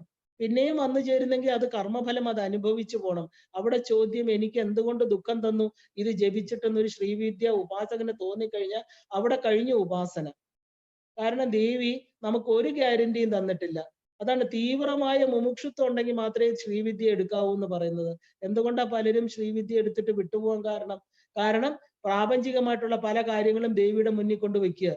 അങ്ങനെ കൊണ്ടുവച്ച് നേടേണ്ടതല്ല ദേവി. അത് നമ്മൾ പറയുന്നുണ്ട്, നമ്മുടെ ഗുരുക്കന്മാർ പറയും, നിങ്ങളുടെ ആവശ്യം അത്രയും നിങ്ങൾക്ക് ദുഃഖം തരുന്ന ഒരു കാര്യം അമ്മയോട് ചോദിച്ചോളൂ, തരും അമ്മ എന്ന് പറയും. എന്ന് പറഞ്ഞ് ദിവസവും പ്രവൃത്തിയും നിവൃത്തിയും ഉണ്ടാക്കി തരുന്ന ദേവി അല്ല ഈ ലളിതാ പരമേശ്വരി. അത് 100% അറിഞ്ഞുകൊള്ളണം. കാരണം എന്താ? ഈ അമ്മ ഇരിക്കുന്ന മഞ്ചം, സൃഷ്ടിസ്ഥിതി സംഹാര തിരോധാനം ചെയ്യുന്ന ആളുകൾ 4 കാലുകളായിട്ടിരിക്കുന്ന സദാശിവൻ, അനുഗ്രഹം തരുന്ന സദാശിവനാകുന്ന പലകയിലിരിക്കുന്ന ദേവിയോട് എന്താ നമുക്ക് പറയുക? എന്താണ് നമുക്ക് പറയാനുള്ളത്? അമ്മ, എനിക്ക് അമ്മയുടെ അടുത്ത് എത്തണം. ആ ഒരു ഒറ്റ വാക്ക് മാത്രമേ, എനിക്ക് അമ്മയെ വേണം. ഇത് മാത്രമേ നമുക്ക് അവിടെ അവതരിപ്പിക്കാനുള്ളൂ. അത് മാത്രമേ അമ്മ തരികയുള്ളൂ. കാരണം താഴെ തരുന്ന ഐശ്വര്യങ്ങളെല്ലാം അമ്മയുടെ പരിചാരകരാണ് നമുക്ക് തരുന്നത്. ലക്ഷ്മിയും സരസ്വതിയും, വാണിയും ലക്ഷ്മിയും ചാമരം വീശുന്ന ദേവി. അപ്പൊ ദേവിയെ ഉപാസിക്കുമ്പോൾ നമുക്ക് വാക്സിദ്ധി വരും, എല്ലാ ഐശ്വര്യങ്ങളും വന്നു ചേരും. അതിന് ഒരു സംശയമില്ല. പക്ഷെ അവിടെ ദേവിയോട് ഇതൊന്നും നമുക്ക് ചോദിച്ചിട്ട് കാര്യമില്ല. കാരണം ഈ എന്താ പറയാ, ഹംസത്തൂവൽ, ഹംസം എന്ന് പറഞ്ഞാല് നമ്മുടെ പ്രാണശക്തി എന്നർത്ഥം. സോഹം ഹംസ. നമ്മുടെ ഹൃദയപത്മത്തില് നമ്മുടെ പ്രാണശക്തിയായിട്ടിരിക്കുന്ന ദേവിയെ, ആ പ്രാണൻ തന്നെ അമ്മയാണ്. അപ്പൊ അവിടെ എന്താ നമുക്ക് ചോദിക്കാതിരിക്കുന്നത്? ഒന്നുമില്ല. സൃഷ്ടി, സ്ഥിതി, സംഹാരം, തിരോധാനം, അനുഗ്രഹം എന്നീ പ്രപഞ്ചത്തിലെ പഞ്ചകൃത്യങ്ങൾക്കും കാരണക്കാരി ഈ ചിത്ശക്തിയാണ്, ഈ അമ്മയാണ്. അകാരം, ഉകാരം, മകാരം, ബിന്ദു, നാദം, ഇങ്ങനെയാണ് പ്രണവത്തിന്റെ വിഭജനം. നമ്മൾ ഇന്നലെ കണ്ടു. അപ്പൊ ആ വിഭജനം, ഈ പഞ്ചപ്രേതാസനങ്ങൾ എന്ന് പറയുന്ന ബ്രഹ്മാവിഷ്ണു രുദ്രന്മാരാണ് അകാരം, ഉകാരം, മകാരം, കലകളായിട്ടിരിക്കുന്നത്. അപ്പൊ ഈ ഈശ്വരൻ ബിന്ദുകല, സദാശിവൻ നാദകല. മറ്റത് മൂന്നും എന്താ? സൃഷ്ടി, സ്ഥിതി, സംഹാരം. അതാണ് അകാരം, ഉകാരം, മകാരം. ഇങ്ങനെ പ്രണവത്തിലുള്ള ആ ഒരു 50 കലകൾ കാണപ്പെടുകയാണ്. സദാശിവാത്മികയായിരിക്കുന്ന ബിന്ദുവില് അന്തർലീനമായിട്ട് നാദം പരാശക്തിയായിട്ട് തന്നെ ഇരിക്കുന്നു. കാരണം നാദം എന്ന് പറയുന്നത് ഈ ബിന്ദുവില് ലീനമാണ്. ആ നാദം പുറത്തു വരുമ്പോഴാണ് പ്രപഞ്ചം ഉണ്ടാകുന്നത്. ആദ്യം എന്താ? അതിനെയാണ് പഞ്ചമഹാബീജങ്ങൾ എന്ന് പറയുന്നത്. ആ അകാര, ഉകാര, ഈംകാരത്തിലൂടെ ആ ഐം ഹ്രീം ക്ലീം എന്ന് പറയുന്ന 3 മഹാമന്ത്രങ്ങള്, മഹാബീജങ്ങള്, അതിന്റെ കൂടെ തന്നെ സൗം എന്ന് പറയുന്ന ബീജം, അതിൽ നിന്നാണ് ഓംകാരം എന്ന് പറയുന്ന പ്രണവം വരുന്നത്. ആ പ്രണവമാണ് ഈ പറയുന്ന എന്താ പറയാ, പ്രപഞ്ചമായിട്ട് മാറുന്നത്. നമ്മൾ കണ്ടു, ഈ പ്രപഞ്ചമായിട്ട് കാണാൻ 5 കലകളാണ് അതില്. അപ്പൊ അകാര, ഉകാര, മകാരങ്ങളും ബിന്ദുകല എന്ന് പറയുന്നതും നാദകലയും, ഇത്രയുമാണ് ഈ പ്രപഞ്ചം. അപ്പോ ഈ സദാശിവാത്മകമായിരിക്കുന്ന ബിന്ദുവില് അന്തർലീനമാണ് നാദം. നാദം എന്ന് പറയുന്ന ദേവിയാണ്. ആ ദേവി എപ്പോഴും നാദസ്വരൂപിണിയായിട്ട് 51 അക്ഷരങ്ങളിലൂടെ, ആ 51 അക്ഷരങ്ങൾ എന്ന് പറയുന്നത് മാതൃകാ വർണ്ണരൂപിണിയെ ഈ അക്ഷരങ്ങളാണ് പ്രപഞ്ചമായിട്ട് മാറുന്നത്. അക്ഷരങ്ങളിലൂടെ, കലകളിലൂടെ, നമ്മുടെ പരാപശ്യന്തി എന്ന് പറയുന്ന നാദത്തിലൂടെ നമ്മൾ ഈ പ്രപഞ്ചം എന്ന് പറയുന്ന നാമരൂപങ്ങൾ ഉരുത്തിരിഞ്ഞു വരുന്നു. എല്ലാ രൂപത്തിന്റെയും പുറകില് ഒരു നാദമുണ്ട്, ഒരു ശക്തിയുണ്ട്. ശക്തിയാണ് നാദം. ഏത് ശബ്ദം എടുത്ത് നോക്കിയാലും അതിനെ നമ്മളൊരു ഗ്രാഫ് ചെയ്ത് നോക്കുകയാണെങ്കിൽ അതിനൊരു പോകുന്ന ഒരു പ്രത്യേക രൂപകൽപ്പനയുണ്ട്. അപ്പൊ നാദവും ശക്തിയും എപ്പോഴും ബന്ധപ്പെട്ട് കിടക്കുന്നു. അപ്പൊ നമ്മുടെ ഉള്ളിലിരിക്കുന്ന എന്താ പറയാ, ആ ഒരു രക്തചംക്രമണം, കാറ്റ് വീശുന്നത്, സൂര്യൻ ഉദിക്കുന്നത് എല്ലാം തന്നെ പ്രണവം എന്ന് പറയുന്ന ഓംകാരമാണ്. അപ്പോൾ നമ്മള് ഭാവപീഠാത്മകമായിട്ടും യോഗപീഠാത്മകമായിട്ടും കൽപ്പിക്കുമ്പോൾ നമ്മള് ഈ മഞ്ചാതിപാദങ്ങൾക്ക് മേൽകൽപ്പനകൾക്കും എല്ലാം വ്യത്യസ്തമായിട്ടുള്ള അർത്ഥതലങ്ങൾ വരും. അവയെല്ലാം തന്നെ ഈ പറയുന്ന നമ്മളെ ശ്രീവിദ്യാ മന്ത്രത്തിൽ ഒളിഞ്ഞു കിടപ്പുണ്ട്. കാരണം ദേവിയുടെ ഈ പീഠം, അതിനെ യോഗപീഠം എന്നാണ് പറയുന്നത്. യോഗത്തിലിരിക്കുന്ന അവസ്ഥ, ശിവനും ശക്തിയും യോഗത്തിലിരിക്കുന്ന അവസ്ഥ. അപ്പൊ ഈ വേദത്തിലെ വ്യാഹൃതികളായിട്ടുള്ള ഭൂർ ഭുവ സുവ എന്നാല് പ്രപഞ്ചത്തിന്റെ ഈ ത്രൈലോക്യത്തെ സൂചിപ്പിക്കുകയാണ്. ഈ ത്രൈലോക്യത്തിന്റെ ഉപരിയായിട്ട് വിരാജിക്കുകയും ഇവയിൽ അന്തർയാമിയായിട്ട് സ്ഥിതി ചെയ്യുകയും ചെയ്യുന്ന ഒരു ചൈതന്യ ശക്തിയാണ് ശ്രീ ലളിത എന്ന് പറയുന്ന ശ്രീ മഹാത്രിപുര സുന്ദരി. അപ്പൊ നമ്മള് എന്താ പറയുക, ഈ ദേവിയെ എങ്ങനെയാ കാണുന്നത്? 3 ലോകങ്ങളിലായിട്ട്. 3 ലോകങ്ങൾ, ഒരു മനുഷ്യന് 3 ലോകങ്ങളെ ചിന്തിക്കാൻ പറ്റും. ഒന്ന് ജാഗ്രത, സ്വപ്ന, സുഷുപ്തി, പിന്നെ ഭൂർഭുവസുവ, ഭൂലോകം, പൂവർലോകം, സുവർലോകം. അപ്പൊ ഇങ്ങനെ ഈ ത്രൈലോക്യത്തിലും എല്ലാത്തിലും ആ 3 ലോകങ്ങളിലും എന്താ പറയാ, അതിന്റെ മുകളിലും വ്യാപരിക്കുന്ന ശക്തിയാണ് ഈ ലളിതാ പരമേശ്വരി എന്ന് പറയുന്നു. അപ്പൊ പൂർവ്വജന്മങ്ങളുടെ സുകൃതിയാൽ മാത്രം ഏതൊരാൾക്കും ഈ പന്ഥാവിന്റെ സൂക്ഷ്മ തലങ്ങളിലേക്ക് ഇറങ്ങി ചെല്ലുവാൻ സാധിക്കുകയുള്ളൂ. അനേക ജന്മങ്ങളിൽ സാധന ചെയ്തെങ്കിൽ മാത്രമേ ഈ പറയുന്ന കാര്യങ്ങളൊക്കെ നമുക്ക് ഉൾക്കൊള്ളാൻ പറ്റൂ, മനസ്സിലാകുകയുള്ളൂ. ഇല്ലെങ്കിൽ കേട്ടുപോകാം, അത്രേ ഉള്ളൂ. അപ്പൊ പ്രപഞ്ചത്തിന്റെ സമ്പൂർണമായിരിക്കുന്ന നിഗൂഢ ശക്തികളെ എല്ലാം ഇത് പ്രതിനിധാനം ചെയ്യുക. ഈ ശ്രീചക്രത്തെ പൂജിക്കുമ്പോൾ, ഈ ശ്രീവിദ്യാ മന്ത്രം നമ്മളൊന്ന് മനനം ചെയ്യുമ്പോൾ പ്രപഞ്ച രഹസ്യങ്ങളെല്ലാം ഓരോന്നോരോന്നായിട്ട് മറനീക്കി പുറത്തു വരുന്ന കാണാം. അപ്പോഴാണ് നമുക്ക് ഒരു അവ്യാജമായിരിക്കുന്ന ഒരു ആനന്ദം നമുക്ക് അനുഭവിക്കാൻ പറ്റുന്നത്. കാരണം എന്താ? ഈ ആനന്ദം, പ്രപഞ്ചത്തിലിരിക്കുന്ന ഓരോ വസ്തുക്കളെയും ഞാൻ അറിയുന്നു, ഞാനും പ്രപഞ്ചവും വേറെയല്ല, ഈ പ്രപഞ്ചശക്തി ഞാനും ഒന്നാണെന്നുള്ള ആ ഒരു അനുഭൂതി തലത്തിനെയാണ് നമ്മൾ ആനന്ദം എന്ന് പറയുന്നത്. ഈ ആനന്ദമാണ് ശ്രീ ലളിതാ മഹാ ത്രിപുര സുന്ദരി. ഈ ലളിതാ മഹാ ത്രിപുര സുന്ദരി എന്ന് പറയുന്ന ദേവി പഞ്ചബ്രഹ്മ സ്വരൂപിണിയാണ്. അമ്മയ്ക്ക് 5 ബ്രഹ്മങ്ങള്, അമ്മ തന്നെയാണ് ഈ 5 ബ്രഹ്മങ്ങളായിട്ടിരിക്കുന്നത്. ആ അവസ്ഥയില് ഈ 5 ബ്രഹ്മങ്ങളുടെ ഉപരി ഇരിക്കുന്ന ദേവിയെ നമ്മള് പരാഭട്ടാരിക എന്ന് പറയുന്നു. ഭരിക്കുന്നവൾ, പര, ബിയോണ്ട്, നമ്മുടെ ഈ പറയുന്ന പ്രപഞ്ചത്തിന് മുകളില് എല്ലാരെയും ഭരിച്ചുകൊണ്ട് എല്ലാത്തിനെയും നിയന്ത്രിച്ചു കൊണ്ടിരിക്കുന്ന ശക്തിയാണ് പരാഭട്ടാരിക. ഇത് തന്നെയാണ് മഹാഷോഡശി എന്ന് പറയുന്ന ദേവിയുടെ. ഈ ദേവിയുടെ മന്ത്രം തന്നെയാണ് മഹാഷോഡശി മന്ത്രം. 15 അക്ഷരമുള്ള പഞ്ചദശി മന്ത്രം, 16 അക്ഷരമുള്ള ഷോഡശി മന്ത്രം, 28 അക്ഷരമുള്ള മഹാഷോഡശി മന്ത്രം. ഇതെല്ലാം ശ്രീവിദ്യയിൽ വളരെ വളരെ പ്രാധാന്യമുള്ളതാണ്. അപ്പൊ ഈ ശ്രീവിദ്യ എന്ന് പറയുന്നത് ഈ 3 മന്ത്രങ്ങളിലാണ് ദേവീ ശരീരത്തെ ഉൾക്കൊള്ളിച്ചിരിക്കുന്നതെന്ന് അർത്ഥം. അപ്പൊ ഈ മണ്ഡലത്രയങ്ങൾക്കും ഗുണത്രയങ്ങൾക്കും മൂർത്തിത്രയങ്ങൾക്കും അവസ്ഥാത്രയങ്ങൾക്കും ശക്തിത്രയങ്ങൾക്കും കൃത്യത്രയങ്ങൾക്കും ത്രിപുടിക്കും എല്ലാം 3 എണ്ണമാണ്.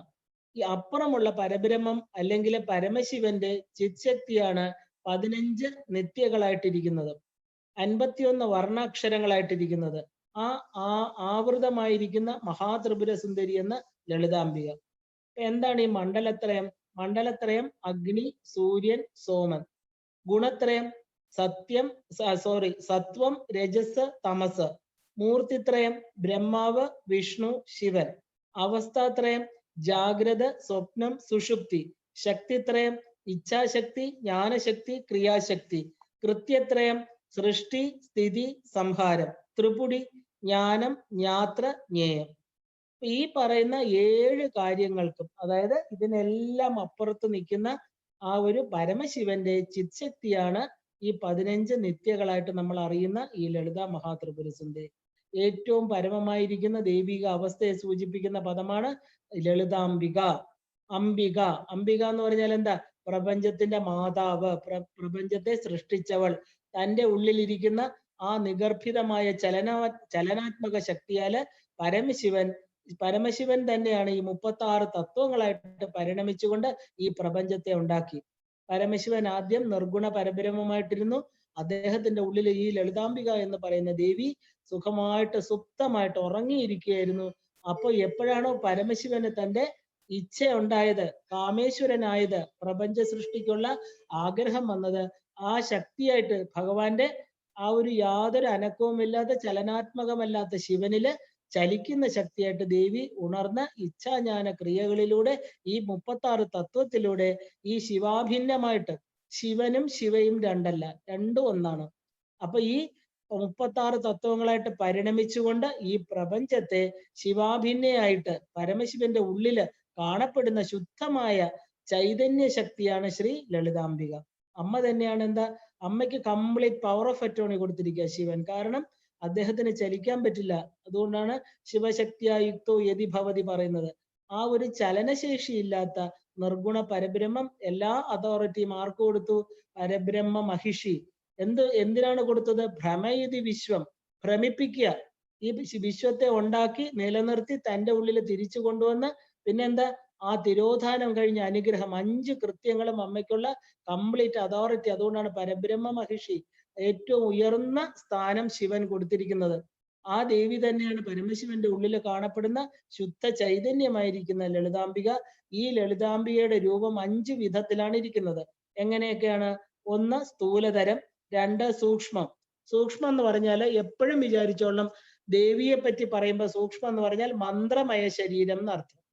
അപ്പൊ ദേവിയുടെ സ്ഥൂലമായിട്ട് കാണുന്ന കരിമ്പ് ബാണങ്ങളും 4 കൈകള് ഈ പറയുന്ന ആ ഒരു പഞ്ചബ്രഹ്മ മഞ്ചത്തിലിരിക്കുന്ന ദേവി, അതിനെയാണ് നമ്മൾ സ്ഥൂല രൂപം എന്ന് പറയുന്നത്.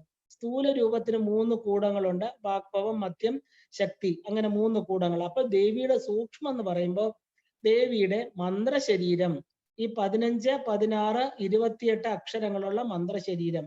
3 സൂക്ഷ്മ തരം. 3ാമത്തെ തലം അതിനെയാണ് കാമകലാസ്വരൂപം. നമ്മൾ ആദ്യം കാണുന്ന ശ്രീചക്രത്തിലെ ബിന്ദു കഴിഞ്ഞ് കാണുന്ന ത്രികോണത്തെയാണ് നമ്മൾ കാമകലാസ്വരൂപം. എന്താണ് കാമകല? ഇച്ഛാശക്തി, ജ്ഞാനശക്തി, ക്രിയാശക്തിയായിട്ടിരിക്കുന്ന ഒരു അധോമുഖ ത്രികോണമാണ് കാമകലാസ്വരൂപം. വളരെ വളരെ ശ്രീവിദ്യ ഉപാസകർക്ക് മാത്രം രഹസ്യമായിട്ട് പറഞ്ഞു കൊടുക്കേണ്ട, ഗുരുമുഖത്ത് നിന്ന് കേൾക്കേണ്ട ഒരു സ്വരൂപമാണ് ദേവിയുടെ കാമകല. കാരണം എന്താ? അത് സൂക്ഷ്മതരമാണ്, സൂക്ഷ്മ മന്ത്രമാണ്. മന്ത്രം പിന്നെയും പറയാം, പക്ഷെ സൂക്ഷ്മ തരമായിട്ടിരിക്കുന്ന കാമകലാ സ്വരൂപം ശ്രീവിദ്യ ഉപാസകർക്ക് മാത്രമേ പറഞ്ഞു കൊടുക്കാൻ പാടുള്ളൂ. ഇനി സൂക്ഷ്മതമം, അത് വീണ്ടും സട്ടിലായി. സട്ടിലസ്റ്റ് എന്ന് പറയും പോലെ സൂക്ഷ്മതമം അതെന്താ? അതാണ് കുണ്ടലിനി സ്വരൂപമായിട്ട് നമ്മുടെ ഓരോ മനുഷ്യന്റെയും ഉള്ളിലിരിക്കുന്ന ആ ഒരു ഭാവം. പിന്നെ 5ാമതായിട്ട് ശുദ്ധ ബ്രഹ്മസ്വരൂപം. അങ്ങനെ 5 തലത്തിലാണ് ദേവി ഇരിക്കുന്നത്. ഏതൊക്കെയാണ്? സ്ഥൂലം, സൂക്ഷ്മം എന്ന് പറയുന്ന മന്ത്രമയം, സൂക്ഷ്മതരം എന്ന് പറയുന്ന കാമകലാരൂപം, 4ാമത്തത് സൂക്ഷ്മതമം എന്ന് പറയുന്ന കുണ്ടലിനി സ്വരൂപം, 5 ശുദ്ധമായിരിക്കുന്ന ബ്രഹ്മസ്വരൂപം. അങ്ങനെ ദേവിക്ക് 5 സ്വരൂപങ്ങളോടുകൂടി ഇരിക്കുകയാണ് ദേവി. അപ്പൊ ഈ സ്വരൂപത്തെയാണ് നമ്മൾ ഈ പറഞ്ഞ ശ്രീവിദ്യാ മന്ത്ര ദീക്ഷയിലൂടെ ദേവിയുടെ 1000 നാമങ്ങളാ, ദേവിയുടെ 1000 മുത്തുക്കളായിരിക്കുന്ന 1000 മന്ത്രങ്ങളായിരിക്കുന്ന ലളിതാ സഹസ്രനാമത്തിലൂടെ നമ്മൾ അറിയുന്നത് ദേവിയുടെ ഈ 5 രൂപങ്ങളെയാണ്. 5 രൂപങ്ങളെയും അറിഞ്ഞതിന് ശേഷമാണ് ലാസ്റ്റിൽ നമ്മൾ ശിവശക്തി ഐക്യരൂപിണി ലളിതാംബിക എന്നുള്ള നാമം അറിയുന്നത്. അപ്പൊ ഈ 999 നാമങ്ങളും അമ്മയുടെ ഈ 5 രൂപങ്ങളെ അനാവരണം ചെയ്തുകൊണ്ടേയിരിക്കുന്നു ഓരോന്നിലൂടെ. അതിൻ്റെ ഇടയ്ക്ക് മന്ത്രമയ ശരീരമുണ്ട്, ദേവിയുടെ വിഭൂതികളുണ്ട്, ദേവിയുടെ പഞ്ചബ്രഹ്മ സ്വരൂപമുണ്ട്, ദേവിയുടെ കാലം, നിയതി, ശുദ്ധവിദ്യ, അതിലൂടെ പോകുന്ന 36 തത്വ വിവരണങ്ങളുണ്ട്. കാരണം ലളിതാംബികയുടെ പൂർണ്ണമായിരിക്കുന്ന ഒരു ജീവചരിത്രമാണ് ലളിതാ സഹസ്രനാമം. അതുകൊണ്ടാണ് ഇത് എല്ലാവർക്കും വായിക്കാൻ പറ്റില്ല എന്ന് പറയുന്നത്.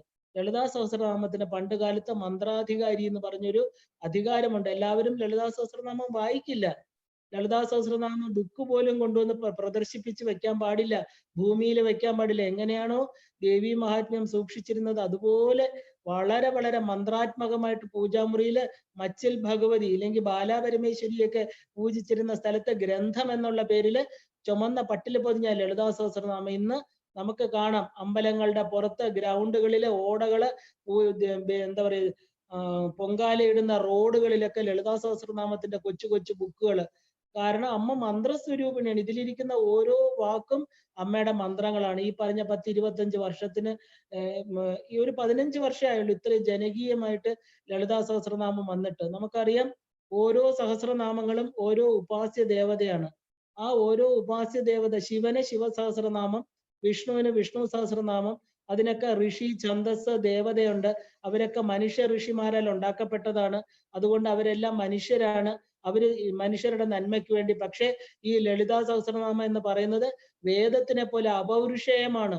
കാരണം വാഗ്ദേവതകൾ എന്ന് പറയുന്ന 8 വാഗ്ദേവതകൾ ദേവിയുടെ ആ ഒരു അവരുടെ മാനസ സംഭവരാണ് അവര്. ദേവിയുടെ ഹൃദയപത്മത്തിൽ നിന്ന് ഉണ്ടായ ദേവിയുടെ മക്കളെ പോലെ ഇരിക്കുന്ന വശിന്യാദി വാഗ്ദേവതകൾ. അവര് ദേവതകൾ എന്ന് പറയുമ്പോൾ തന്നെ ദിവ്യ ഉള്ളവര്. ദിവം എന്ന് പറഞ്ഞ പ്രകാശ ശക്തികളാണ് ദേവിയുടെ. അത് നട്ടെല്ലിന്റെ 8 ഭാഗത്തായിട്ട് ഈ വശിന്യാദി വാഗ്ദേവതകൾ ഇരിക്കുന്നത് തന്നെ. അവരാൽ ഉണ്ടാക്കപ്പെട്ട ദേവി അവരോട് ആവശ്യപ്പെട്ട് ദേവിയെ കുറിച്ച് അറിയണം. എന്റെ ഈ സ്ഥൂല സൂക്ഷ്മ കാരണ സ്വരൂപം പരം സൂക്ഷ്മതമം എല്ലാം എനിക്കൊന്ന് കേൾക്കണം എന്ന് പറയുമ്പോൾ അവര് നിർമ്മിച്ച പണ്ട് ദേവലോകത്ത് മാത്രം പ്രസിദ്ധമായിരുന്ന ലളിതാ സഹസ്രനാമം ഈ അഗസ്ത്യനിലൂടെ ഹയഗ്രീവൻ അഗസ്ത്യൻ ഉപദേശിച്ചതിലൂടെ ഭൂമിയിൽ വന്നു ചേർന്നു. മനുഷ്യർക്ക് വായിക്കാൻ എന്ത് കാര്യം മനുഷ്യർക്ക് കിട്ടിയാലും ഏറ്റവും ശ്രേഷ്ഠമായതിനെയും അങ്ങേയറ്റം താറടിച്ച് കാണിക്കുന്നതാണ് മനുഷ്യ ജന്മങ്ങൾ. കാരണം എന്താ? ഏത് ദേവതയും ആർക്കും എടുത്ത് ഉപാസിക്കും. കാരണം ഇത് സത്യമാണ്. ഇത് ഈ ദേവി ലളിതാ പരമേശ്വരി എല്ലാരും പൂജിക്കപ്പെടേണ്ടവളല്ല. കാരണം അത്രയും ഉയർന്ന സാധകർക്ക് മാത്രം പൂജിക്കാൻ പറ്റുന്നതാണ്. ഓരോ ഉപാസ്യ ദേവതയ്ക്കും സഹസ്രനാമങ്ങളുണ്ട്. ഗംഗ, ഗായത്രി, ലക്ഷ്മി, സരസ്വതി, കാളി എല്ലാവർക്കും ഉണ്ട്. പക്ഷെ ലളിതാ സഹസ്രനാമം ഇതല്ല. ലളിതാ സഹസ്രനാമം ഓരോ നാമങ്ങൾക്കും അതിന്റെ ഉപാസ്യ ദേവത പോലെ ഇതിന്റെ ഈ ഒരു ലളിതാ സഹസ്രനാമത്തിന്റെ ഋഷികകൾ ആരാണെന്ന് ചോദിച്ചാൽ വശിന്യാദി ദേവതകള്. അപ്പൊ തന്നെ അറിയാം ഒരു ദേവതകളാൽ ഉണ്ടാക്കപ്പെട്ട കൃതി മനുഷ്യരാൽ ഉണ്ടാക്കപ്പെട്ടതല്ല. അതിന് ദിവ്യത്വം കൂടും. ഓരോ നാമങ്ങളും മന്ത്രങ്ങളാണ്. ഈ 8 വാഗ്ദേവതകൾ നിർമ്മിച്ച ഈ അപൗരുഷേയമായിരിക്കുന്ന വേദങ്ങളെ പോലെ തന്നെ നമ്മൾ എഴുതി വെച്ച് കേട്ടതല്ല. ശ്രുതിയിലൂടെ, സ്മൃതിയിലൂടെ, പുരാണങ്ങളിലൂടെ, മാർക്കണ്ഡേയ പുരാണത്തിലൂടെ, ലളിതാ ഉപാഖ്യാനത്തില് വ്യാസഭഗവാൻ എഴുതി ചേർത്ത ഈ ലളിതാ സഹസ്രനാമം എല്ലാവരും അതിന് അധികാരികളല്ല. അത് പറയുമ്പോൾ ഈശ്വരനല്ലേ, എന്തുകൊണ്ട് ജപിച്ചുകൂടാ? ഒരുപാട് ചോദ്യങ്ങൾ, മനുഷ്യ ബുദ്ധിക്ക് നിരക്കാത്ത ആ ചോദ്യങ്ങൾക്കൊന്നും ഉത്തരം പറയാൻ ശാസ്ത്രങ്ങൾക്ക് ആവശ്യമില്ല. കാരണം അത് വായിച്ചത് കൊണ്ട് പ്രയോജനമില്ല. ഏത് സാധാരണ വ്യക്തിക്കാണ് കുളാത്മിക, കുളാമൃതൈക രസിക എന്നൊക്കെ പറഞ്ഞാൽ മനസ്സിലാവുക? അമ്മേ ശൃംഗാര സമ്പൂർണ്ണ ഇതൊക്കെ പറയുമ്പോ എന്താ? ദേവിയുടെ നാമങ്ങളെ വളരെ ഈ പറഞ്ഞ വൃത്തികെട്ട എന്താ പറയാ അർത്ഥങ്ങൾ കൊടുത്ത് വ്യാഖ്യാനിച്ച എത്രയോ വ്യാഖ്യാനങ്ങൾ സ്ത്രീകൾ തന്നെ ഇരുന്ന് വ്യാഖ്യാനിക്കുന്ന ഞാൻ കേട്ടിട്ടുണ്ട്. ശൃംഗാര രസ സമ്പൂർണ്ണ. എന്താണ് ശൃംഗാരം? അതുപോലും അറിഞ്ഞുകൂടാതെ മനുഷ്യതലത്തില്, മനുഷ്യ ശരീര തലത്തില് അമ്മയെ ഇറക്കിക്കൊണ്ടുവന്ന് വ്യാഖ്യാനിക്കുക. അതുകൊണ്ടാണ് ഇന്ന് നമ്മുടെ ഈ സഹസ്രനാമം ഇന്ന് വെറും വിളക്ക് പൂജയ്ക്ക് ഉപയോഗിക്കേണ്ടി വരുന്നത്. ലക്ഷ്മി സഹസ്രനാമമുണ്ട്, സരസ്വതി സഹസ്രനാമമുണ്ട്. ഈ ലളിതാ സഹസ്രനാമം വായിക്കുമ്പോൾ എന്തൊക്കെയോ കിട്ടും. ഇത് മോക്ഷതുല്യമാണ് ഈ ലളിതാ സഹസ്രനാമം. അത് സാധാരണ വിളക്ക് പൂജയ്ക്കും ഐശ്വര്യത്തിനും ജപിക്കേണ്ടല്ല. അത് മുമുക്ഷുക്കൾക്ക് തന്റെ ആത്മാവിനെ അറിയാനായിട്ടുള്ള വശിന്യാദി വാഗ്ദേവതകൾ കൊടുത്ത 1000 മന്ത്രങ്ങളാണ്. അപ്പൊ ഇത് നമ്മള് ഇന്നത്തെ കാലത്ത് ഈ കലിയുഗത്തിൽ നമുക്കൊന്നും പറയാൻ പറ്റില്ല.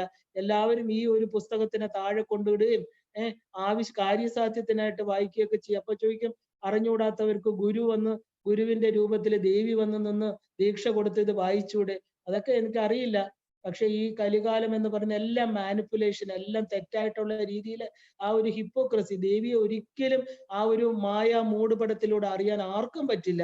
അത് വളരെ എന്താ പറയാ പ്രകാശമാനമായിട്ട്, വളരെ ആ ഒരു തെളിഞ്ഞ ബുദ്ധിയോടുകൂടി എല്ലാം നേരാവണ്ണം സത്യസന്ധമായിട്ട് നല്ലൊരു പരമ്പരയിൽ ചെന്ന് കുറച്ച് ബുദ്ധിമുട്ടണം. കാരണം സുമേരു മധ്യ ശൃംഗസ്ഥയ.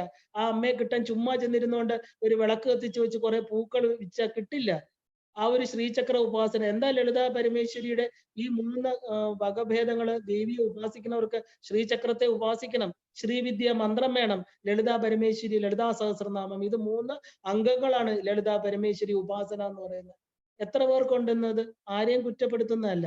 പക്ഷെ ഉപാസനയ്ക്കുള്ള മന്ത്രമാണ് ലളിതാ സഹസ്രനാമം. അതിനെ ഇന്ന് വളരെ എന്താ പറയാ കാര്യസാധ്യത്തിന് അത് കുറച്ച് ദിവസം എടുത്ത് വായിക്കൂ എന്നൊക്കെ പറയാറുണ്ട്. ഒരർത്ഥവും അറിഞ്ഞുകൂടാതെ തെറ്റായിട്ട് അതിനെ ജപിച്ചുകൊണ്ട് പോവാറുമുണ്ട്. പലരും 2-3 പേര് എൻ്റെ അടുത്ത് ഈ കുളാമൃതേകരസി എങ്ങനെ പറഞ്ഞു കൊടുക്കും നമ്മള്? കുളാമൃതേകരസ കുലസങ്കേത പാലിനി എന്നൊക്കെ ചോദിക്കാറുണ്ട്. ശൃംഗാരരസ സമ്പൂർണ്ണ ചോദിക്കാറുണ്ട്. പരാശക്തി, ബ്രഹ്മവിദ്യ എന്താണ്?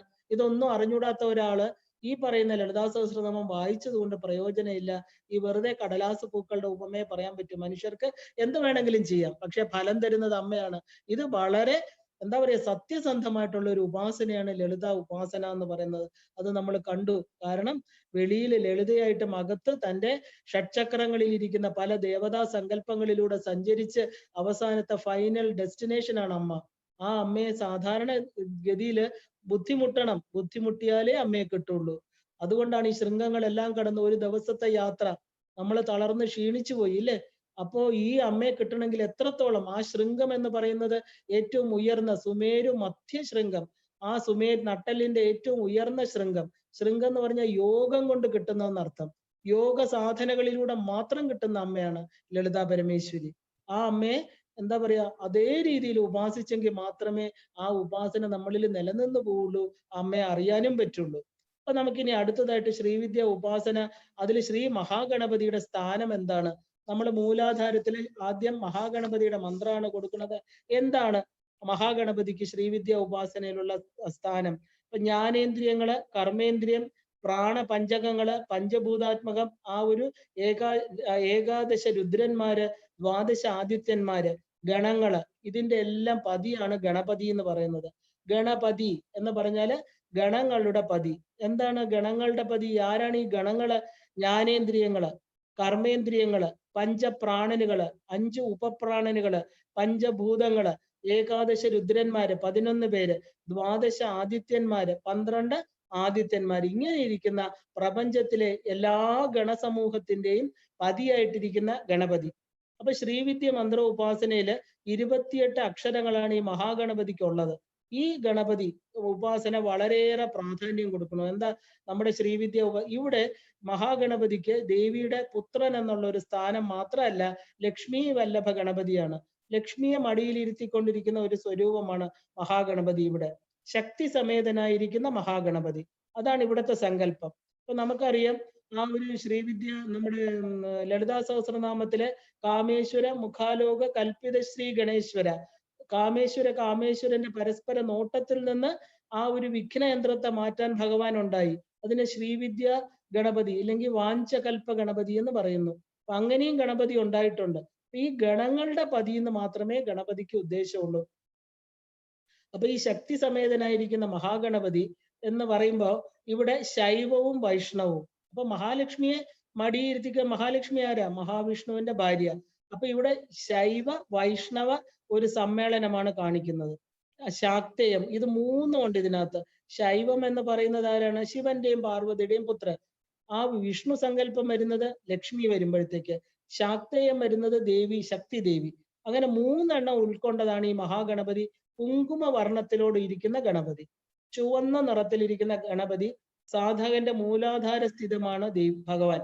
അപ്പൊ കുണ്ടലിനി ശക്തിയെ സഹസ്രാരം വരെ ഉയർത്തുന്ന ശക്തിയോടുകൂടി വിരാജിക്കുന്ന ശിവൻ, അതിനെയാണ് യഥാർത്ഥത്തിൽ ഗണപതി എന്ന് പറയുന്നത്. ശിവനും ശക്തിയും തന്നെയാണ് ഗണപതിയും ശക്തിയുമായിട്ട് സങ്കല്പിക്കുന്ന ഈ മൂലാധാരത്തിൽ ഇരിക്കുന്ന ഗണപതി. അപ്പൊ നമ്മൾ പുരാണ കഥകളിലെല്ലാം നമുക്കറിയാം, ആ പുരാണ കഥകളില് ഈ ഗണപതിയും ശക്തിയും എന്ന് സങ്കല്പിക്കുന്നത് ശിവനെയും ശക്തിയും തന്നെയാ. അവര് രണ്ടുപേരും തന്നെ പുത്രഭാവത്തിൽ വരുന്നത് ശിവ കുടുംബം എന്ന് ചിന്തിക്കുമ്പോഴാണ്. അപ്പൊ ഗണപതി എന്ന് പറയുന്നത് ഗണപതിയുടെ നാഗാഭരണം, അദ്ദേഹത്തിന്റെ ഒരു വയറിൽ ഇങ്ങനെ പാമ്പ് പോലെ ചുറ്റിക്കിടക്കുന്ന ഒരു ആഭരണമുണ്ട്. ആഭരണം കുണ്ടലിനി ശക്തി, അതായത് ദേഹമാസകലം വ്യാപക ബോധത്തോടു കൂടിയിരിക്കുന്ന കുണ്ടലിനി ശക്തിയാണ് ഗണപതിയുടെ നാഗാഭരണം. അപ്പൊ വേദത്തില് സ്വാത്മാനന്ദ എന്നൊരു നാമമുണ്ട്. അപ്പൊ ഈ സർവ്വ തത്വങ്ങളുടെയും അവസാനമായി എത്തി നിൽക്കുന്ന ഏക ശക്തിയാണ് വിനായകൻ. അപ്പൊ ഈ സ്വാത്മാനന്ദ ലവീഭൂത എന്ന് പറഞ്ഞ് ദേവിക്ക് ഒരു നാമമുണ്ട്. ഈ ശിവശക്തി ചൈതന്യം മൂർധഗാമിയാണ്. ഇപ്പൊ വിനായകൻ എന്ന് ആ ഒരു വിനായകനാണ് ഈ ശിവശക്തി ചൈതന്യത്തെ മേളിലോട്ട് കൊണ്ടുപോകുന്നത്. അപ്പൊ അധോഗാമിയായിട്ടിരിക്കുന്നത് ആര്? സുബ്രഹ്മണ്യൻ. ആജ്ഞാചക്രത്തില് സുബ്രഹ്മണ്യൻ വരുന്നുണ്ട് ആ ഗുരുസ്ഥാനത്തില്. ഇപ്രകാരം താഴേക്ക് വരുന്ന അമൃത വർഷണത്തെ സൂചിപ്പിക്കുകയാണ് അമൃതാഭിഷേക സൂചകമായിരിക്കുന്ന പഞ്ചാമൃത അഭിഷേകം. അപ്പൊ സുബ്രഹ്മണ്യന് നമ്മൾ പഞ്ചാമൃത അഭിഷേകം നടത്തുന്നത് എന്താ?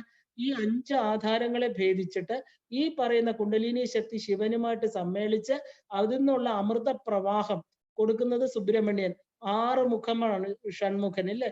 സ്വാധിഷ്ഠാന ചക്രം നമുക്ക് നമ്മുടെ സുബ്രഹ്മണ്യനെ പറയുന്നു. ഈ സുബ്രഹ്മണ്യൻ തന്റെ 6ാമത്തെ മനഃചക്രത്തിൽ വരുമ്പോ ഈ 5 ചക്രങ്ങളെയും ഗണപതി എന്ന് പറയുന്ന ആ ഒരു ഗണപതി പ്രാധാന്യത്തോട് ഇരിക്കുന്ന കുണ്ടലിനി ശക്തി ഉണർന്ന് സുബ്രഹ്മണ്യൻ എന്ന് പറയുന്ന 5 തത്വങ്ങളിലെ ഭേദിച്ച് മനസ്സാകുന്ന ആജ്ഞാചക്രത്തിൽ എത്തി അവിടെ നിന്ന് എന്താ നേരെ സഹസ്രാര പത്മത്തിൽ ചെന്ന് ശിവശക്തി സംയോഗത്തിലൂടെ അമൃതിനെ വർഷിക്കുന്നു. അപ്പൊ ഇതാണ് സുബ്രഹ്മണ്യന് കൊടുക്കുന്ന പഞ്ചാമൃത അഭിഷേകം. അപ്പൊ ഈ മഹാഷോഡശി മന്ത്രമായിട്ട് പോലും മഹാഗണപതി മന്ത്രത്തിന് ബന്ധമുണ്ട്. കാരണം മഹാഷോഡശിക്ക് 28 അക്ഷരങ്ങളാണ്, ഈ പറയുന്ന മഹാഗണപതിക്കും 28 അക്ഷര. അപ്പൊ ഈ ശ്രീ എന്ന് പറയുന്ന ശ്രീവിദ്യ ഉപാസന തുടങ്ങുന്നത് ചെന്ന് നിൽക്കുന്നതും 28 അക്ഷരമുള്ള ഒരു മന്ത്രത്തിലാണ്. തുടങ്ങുന്നത് ഏതാ? ഈ മഹാഗണപതി എന്ന് പറയുന്ന 28 അക്ഷരമുള്ള ഈ ഗണപതി മന്ത്രത്തിലെ അവസാനം മഹാഷോഡശി എന്ന് പറയുന്ന കൗള സമ്പ്രദായത്തിലെ അന്തരംഗ സാധനയും ബഹിരംഗ സാധനയും സമയവും കൗളവും കൂടെ ചേർന്ന മിശ്രാചാരമായിരിക്കുന്ന ഈ സാധനയില് അവസാനത്തെ മഹാഷോഡശി കഴിഞ്ഞിട്ടാണ് മഹാപാതുക മന്ത്രം വരുന്നത്. ഈ മഹാഷോഡശി മന്ത്രത്തിന് 28 അക്ഷരം. അപ്പൊ തുടക്കവും ഒടുക്കവും എവിടെയാ? ഒരേ പോയിന്റ് തന്നെയാണ് ഇല്ലേ? അപ്പോ മഹാഗണപതി തന്നെയാണ് മഹാഷോഡശിയായിട്ട് മാറുന്നത്. കാരണം നമ്മുടെ വിഘ്നങ്ങളെ എല്ലാം മാറ്റി, നമ്മുടെ തടസ്സങ്ങളെ എല്ലാം മാറ്റി, എല്ലാ ആധാരത്തിലൂടെയും തന്റെ സുഷുമ്ന നാഡിയിലൂടെ ജീവപ്രവാഹത്തെ വളരെയധികം സ്മൂത്ത് ആക്കി മുകളിലോട്ട് കൊണ്ടുപോകാൻ അനുഗ്രഹിക്കുന്ന രണ്ട് ശക്തികളാണ് ഈ പറയുന്ന സുബ്രഹ്മണ്യനും വിനായകനും. അപ്പൊ മഹാഷോഡശിയുടെ ഈ മഹാഷോഡശി എന്ന് പറയുമ്പോൾ പ്രപഞ്ചത്തെ അതിക്രമിച്ച് നിൽക്കുന്ന ബിയോണ്ട് ആണ്. പക്ഷെ ഈ മഹാഷോഡശിയുടെ വ്യാവഹാരിക രൂപം ഈ മെറ്റീരിയൽ ആയിട്ടിരിക്കുന്ന നമ്മുടെ ലൈഫില്, ജീവിതത്തിലെ മഹാഗണപതി എന്ന് പറയുന്നത് നമുക്ക് പല തടസ്സങ്ങൾ വരും. ഈ ശൈവ ശാക്ത ചൈതന്യങ്ങളുടെ സമ്മേളനത്തില് ഉണ്ടായിട്ടുള്ള ഒരു പുതിയ ചൈതന്യമാണ് വിനായകൻ. അതുകൊണ്ടാണ് കാമേശ്വര മുഖാലോക കൽപ്പിത ശ്രീ ഗണേശ്വര എന്ന് ലളിതാ സഹസ്രനാമം പറയുന്നത്. ഏതൊരു ഉപാസനയുടെയും തുടക്കത്തില് സാധകന് ഒരുപാട് സാമ്പത്തിക ബുദ്ധിമുട്ടുകള്, മനോവിഷമങ്ങള്, പല എന്താ പറയുക വൈകാരികമായിട്ട് ഇതിനെ മുമ്പോട്ട് കൊണ്ടുപോകാനുള്ള തടസ്സങ്ങളൊക്കെ ഉണ്ടാക്കുന്നത് ഈ ഗണപതിയുടെ ഉപാസന കൊണ്ട്. കാരണം ഗണപതി ഒരു ഗുപ്തഭാവം, അതാണ് ആ കുണ്ടലിനി എന്ന് പറയുന്നത്. നമ്മുടെ മൂലാധാരസ്ഥിത. ഇപ്പൊ ഭഗവാൻ ഒരു ചതുരാവർത്തി തർപ്പണം കൊടുത്തുകൊണ്ട്, ഒരു ഗണപതി ഹോമം ചെയ്തതുകൊണ്ട്, ആ ബാഹ്യമായിട്ട് ചെയ്യുന്നത് എല്ലാം തന്നെ ഈ ആന്തരിക ഉപാസന അതിലൊക്കെ 1000 മടങ്ങ് ശക്തമാണ്. അപ്പൊ മൂലാധാരത്തിൽ ഗണപതിയെ ഉപാസിച്ചുകൊണ്ട് യന്ത്രപൂജയും തർപ്പണവും ഒക്കെ ചെയ്യുമ്പോൾ എന്താ ചെയ്യുന്നത്? ആ ഒരു ഗുപ്തഭാവത്തിലുള്ള ഗണപതി, എന്താ പറയുക, ഈ ശാസ്ത്രം പറയുന്നു, ഈ നമ്മുടെ എന്താ പറയുക ശാക്തേയ ഉപാസനയില് ഗുപ്തമായിരിക്കുന്ന ഗണപതി നമ്മുടെ തടസ്സങ്ങളെ, സാധകന്റെ എല്ലാ തടസ്സത്തെയും മാറ്റും. എങ്ങനെയാണോ ആനയ്ക്ക് ജലം, ആനയ്ക്ക് രോമമില്ല, ആനയുടെ ശരീരം രോമമില്ല, എപ്പോഴും ചൂടാണില്ലേ? അതുപോലെ മൂലാധാരത്തിൽ ഇരിക്കുന്ന നമുക്ക് ആ ഒരു കുണ്ടലിനി ഉണരുമ്പോ ആ സാധകന് ഒരുപാട് ചൂട് അനുഭവപ്പെടും. അതുകൊണ്ടാണ് വെള്ളം കൊണ്ട് തർപ്പണം. അത് മാത്രമല്ല, ജന്മാർജിത കർമ്മങ്ങളെല്ലാം നമ്മുടെ കയ്യിലൂടെ ഇങ്ങനെ തർപ്പണം ചെയ്ത് മന്ത്രത്തിലൂടെ, അതായത് നമ്മൾ ഓരോ തർപ്പണത്തിൽ ജലം ഒഴിക്കുമ്പോഴും മന്ത്രപൂരിതമായിട്ടാണ് ആ ജലം പോകുന്നത്. അപ്പൊ നമ്മുടെ കർമ്മങ്ങൾ ചെയ്ത കയ്യിലൂടെ മന്ത്രപൂരിതമായ ജലം ഒഴുകിപ്പോകുമ്പോൾ നമ്മുടെ കർമ്മവാസനകള്, ഇതുവരെ ചെയ്തിരുന്ന കർമ്മങ്ങൾ ഒരുപാട് നമുക്ക് തീർന്നുകൊണ്ടിരിക്കുക. ഈ ഗണപതി എന്ന് പറയുന്ന സങ്കല്പം ആ സാധകന്റെ തടസ്സത്തെ ഇല്ലാതാക്കി അവന്റെ കുണ്ടലിനി ശക്തിയെ മുകളിലേക്ക് ഉയരാൻ സഹായിക്കുന്ന ശക്തിയാണ് നമ്മള് വിനായകൻ എന്ന് പറയുന്നത്. രണ്ടാമത്തെ ശ്രീവിദ്യ ഉപാസനയിലെ രണ്ടാമതിരിക്കുന്ന ആ ഒരു ശക്തി ശ്രീ സുബ്രഹ്മണ്യനാണ്. നമ്മള് ശരവണ ഭവായ നമ, ശരവണ പൊയ്കയില് ശിവചൈതന്യം, എന്താ കൃത്തികാ ദേവതമാര് 6 താമരപ്പൂകളില് അദ്ദേഹത്തിന്റെ അഗ്നി ഭഗവാൻ കൊണ്ടുവച്ചുവെന്നും ഈ കൃത്തികാ ദേവികൾ വന്ന് ഈ ശരവണനെ, 6 മുഖമുള്ള 6 മുഖനെ എടുത്ത് പാല് കൊടുത്ത് അത് വളർത്തി പാർവതിയുടെ കയ്യിൽ കൊടുത്തു എന്നാണ് കഥ. അപ്പൊ ശക്തിമത്തായിരിക്കുന്ന ഒരു ഗുരു പാരമ്പര്യമാണ് നമ്മുടെ ഭാരതത്തില്, പ്രത്യേകിച്ച് ശ്രീവിദ്യ ഉപാസനയില്. ഇപ്പൊ ദക്ഷിണ ഭാരതത്തിലും അതെ. അപ്പൊ കേരളം ഉൾപ്പെടുന്ന ഈ പ്രാചീന ഭാരതത്തിലെ പാരമ്പര്യ അടിസ്ഥാനമുള്ള ഭഗവാനാണ് സുബ്രഹ്മണ്യൻ. സുബ്രഹ്മണ്യൻ എന്ന് പറയുമ്പോൾ സ്വാധിഷ്ഠാന ചക്രത്തെയാ കാണിക്കുന്നത്. ആ ഒരു എന്താ പറയുക, സുബ്രഹ്മണ്യൻ ഒരുപാട് കാര്യങ്ങളുമായിട്ട് ബന്ധപ്പെട്ട് കിടക്കണം. പാമ്പിന്റെ പുറ്റിൽ നമ്മൾ പാലൊഴിക്കുക, പിന്നെ നമ്മുടെ എന്താ പറയുക ഏറ്റവും കൂടുതൽ പ്രോജനി, ആ ഒരു കുഞ്ഞിനെ ജനിപ്പിക്കുക, വംശം, കുലം, പരമ്പര, ഇതൊക്കെ ആയിട്ട് സുബ്രഹ്മണ്യ തത്വം ബന്ധപ്പെട്ട് കിടക്കുക. കാരണം ഈ സുബ്രഹ്മണ്യൻ എന്ന ശ്രീവിദ്യ ഉപാസനയില് മറ്റൊരു ഉപാസന, ശരിക്കും പറഞ്ഞാൽ ഏറ്റവും ശക്തമായിട്ട് നിൽക്കുന്ന ഒരു ഉപാസനയാണ് സുബ്രഹ്മണ്യ ഉപാസന. അപ്പൊ ശ്രീവിദ്യയില് ത്രികൂടങ്ങളുണ്ട്. ശിവകൂടം, ശക്തികൂടം, കുമാരകൂടം, ഇങ്ങനെ 3 കൂടങ്ങൾ തന്നെ ശ്രീവിദ്യ ഉപാസനയിലുണ്ട്. ഷഡ്കൂടത്തിൽ അധിഷ്ഠിതമാണ് ഈ കുമാരവിദ്യ എന്ന് പറയുന്നത്. അപ്പൊ ഈ കുമാരൻ ആരാണ്? കുമാരൻ എന്നൊക്കെ അത് വളരെ താന്ത്രികമായിട്ടുള്ള രഹസ്യങ്ങളാണ്. കുമാരൻ എന്ന് പറയുന്നതിന് തന്നെ ഒരുപാട് അർത്ഥങ്ങളുണ്ട്. കൂ എന്ന് പറയുന്നതിന് നമ്മൾ കുബ്ജ എന്നൊക്കെ പറയും പോലെ വളവുള്ളതിനെ നേരെയാക്കുന്നവൻ. ഞാൻ വളരെ തുറന്നു പറയുകയാണ്, കാരണം ഇതൊക്കെ മന്ത്ര രഹസ്യങ്ങളാണ്. വളവുള്ള മനസ്സുകളെ നേരെയാക്കുന്നത്. കുബ്ജയെ ശ്രീകൃഷ്ണൻ എങ്ങനെയാണ് നേരെയാക്കിയത്? അവളുടെ തള്ളവിരലിൽ പിടിച്ചിട്ട് താടിയിൽ ഒരു തട്ട് കൊടുത്തു. അപ്പോ വളഞ്ഞൊഴുകിയിരുന്ന അവളുടെ കുണ്ടലിനി നേരെയാവാത്തത് കൊണ്ട് എന്താ അവൾക്ക് പറ്റിയത്? 3 വളവുകൾ സംഭവിച്ചു. അവളുടെ 3 ഖണ്ഡങ്ങളില് 3 പിഴവുകൾ ഉണ്ടായി. അതുകൊണ്ട് അവള് കൂനിയായിട്ട് തീർന്നു. കൂനിയായിട്ട് തീർന്ന സ്ത്രീക്ക് എപ്പോഴും താഴോട്ട് അധോമുഖമായിട്ടാണ് അവളുടെ ആ ഒരു ചാലക ശക്തി പ്രവർത്തിച്ചത്. അവക്ക് ഒരിക്കലും ആകാശത്തെക്കുറിച്ച് ചിന്തിക്കാൻ പറ്റില്ല. ഭൂമിയിലിരിക്കുന്ന വസ്തുക്കൾ മാത്രമേ താതാത്മ്യമുള്ളൂ. അത് മാത്രമേ അറിയാവൂ. കൂനി നിൽക്കുന്നവർക്ക് എപ്പോഴും, അതുകൊണ്ടാണ് കുബ്ജ എന്ന് പറയുന്നത്, ത്രിവക്ര. അപ്പൊ ഭഗവാൻ എന്ത് ചെയ്തു? ഈ കൂന് മാറ്റിക്കൊടുത്തു. എന്താ അതിന്റെ അർത്ഥം? ഈ വളഞ്ഞു കൊണ്ടുവരുന്ന ആ കുണ്ടലിനി ശക്തി ഉണരാതെ മൂലാധാരത്തിൽ തന്നെ ഇരുന്ന ആ കുണ്ടലിനി ശക്തിയെ മുകളിലേക്ക് ഉയർത്താൻ സഹായിച്ചു. അതിനെ നേരെയാക്കി. അപ്പൊ അവളുടെ ആ ഒരു ലോകത്തെക്കുറിച്ചുള്ള കൺസെപ്റ്റ് മാറി. അവളുടെ ലിമിറ്റഡ് ആയിരിക്കുന്ന ശരീരബോധത്തിൽ നിന്ന് അവൾ അൺലിമിറ്റഡ് ആയിരിക്കുന്ന അപരിമേയമായിരിക്കുന്ന ബോധത്തിലേക്ക് അവളെ മാറ്റി. ഭഗവാന്റെ സ്പർശം എന്നർത്ഥം. അപ്പൊ അതുപോലെ നമ്മുടെ ഈ കുണ്ടലിനി ശക്തിയെ മുകളിലേക്ക് കൊണ്ടുപോയി അമൃത വർഷത്തിന് സഹായിക്കുന്ന ശക്തിയാണ് സുബ്രഹ്മണ്യൻ. അപ്പൊ ഈ 3 കൂടങ്ങൾ, ശിവകൂടം, ശക്തികൂടം, കുമാരകൂടം. അപ്പൊ ഈ ഷഡ്കൂടങ്ങളില് ഈ കുമാരവിദ്യ എന്ന് പറഞ്ഞാൽ ശ്രീവിദ്യയിൽ വേറൊരു ശാഖയുണ്ട്. അപ്പൊ ആചാര്യത്വം, ഗുരുത്വം, യോഗീശ്വത്വം, ഇവയാണ് ഈ 3 ഭാവനയുടെ പതിയാണ് ശുദ്ധ ചൈതന്യമായിരിക്കുന്ന സുബ്രഹ്മണ്യൻ. നമുക്കറിയാം സുബ്രഹ്മണ്യൻ ആരാണ്? ഗുരുഗുഹനാണ്. സ്വന്തം അച്ഛന് പ്രണവത്തിന്റെ അർത്ഥം പറഞ്ഞു കൊടുത്ത സ്വാമിനാഥനാണ്.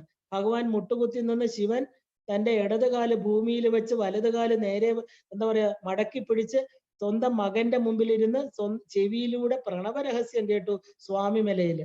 അപ്പൊ ഈ പ്രണവത്തിന്റെ രഹസ്യം അതാണ് ശുദ്ധ ചൈതന്യം എന്ന് പറയുന്നത്. ശിവശക്തി സംയോഗത്തിൽ ഉണ്ടാകുന്ന ശുദ്ധ ചൈതന്യ മൂർത്തിയാണ് ഈ പറയുന്ന സുബ്രഹ്മണ്യൻ. അപ്പൊ സുബ്രഹ്മണ്യ തത്വം എന്ന് പറയുന്നത് ശരിക്കും ഗുരുതത്വം തന്നെയാണ്. സാധകന്റെ ജപം, പൂജാ സമയം, ഗുരുവിനെ സങ്കല്പിക്കുന്നത്, അതെല്ലാം നമ്മൾ ഇടതുഭാഗത്ത്, വലതുഭാഗത്ത് ഗണപതി. അപ്പൊ ശിവശക്തിയുടെ ഇടതുവശമാണ് സുബ്രഹ്മണ്യന് കൊടുത്തിരിക്കുന്നത്. നമ്മൾ എവിടെ നോക്കിയാലും ഒരു ശിവ കുടുംബത്തിൽ നോക്കൂ, തന്റെ ആ ഒരു ഇടതു ഭാഗത്ത് പാർവതി ദേവി എപ്പോഴും സുബ്രഹ്മണ്യനെ മടിയിൽ ഇരുത്തിക്കൊണ്ടിരിക്കണ കാണാം. അപ്പൊ എന്താ അതിന് കാരണം? അത് ഗുരുതത്വമാണ്. കാരണം ഒരു സാധകന്റെ ആ ഒരു ജപ, പൂജ, ഗുരു എല്ലാം തന്നെ നല്ല രീതിയിൽ മുകളിലോട്ട് കൊണ്ടുപോയി തന്റെ ആ ഒരു ലക്ഷ്യത്തെ പ്രാപിക്കാൻ അനുഗ്രഹിക്കുന്ന ഗുരുതത്വം. യഥാർത്ഥ ഗുരുത്വത്തിന്റെ മൂർത്തിഭാവമാണ് സുബ്രഹ്മണ്യൻ. അപ്പൊ സ്വാമിനാഥൻ, ഇതെല്ലാം അദ്ദേഹത്തിന്റെ പര്യായങ്ങളാണ്.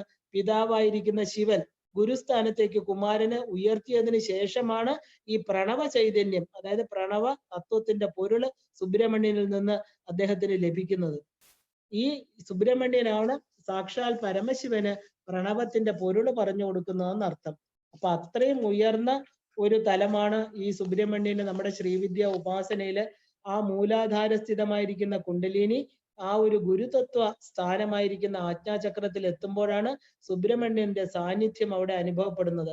മൂലാധാരത്തിൽ നിന്ന് ഉണർന്ന് 5 ആധാരങ്ങളെ കടന്നു വരുന്ന കുണ്ടലിനി 6ാമത്തെ ചക്രമായിരിക്കുന്ന ആജ്ഞയിൽ എത്തുമ്പോൾ ഗുരുവായ സുബ്രഹ്മണ്യന്റെ സാന്നിധ്യത്തില് ഗുരു കടാക്ഷത്താല് സഹസ്രാര പത്മത്തിലേക്കും അതിനപ്പുറത്തും സാധകനെ കൊണ്ടുപോകുന്നു.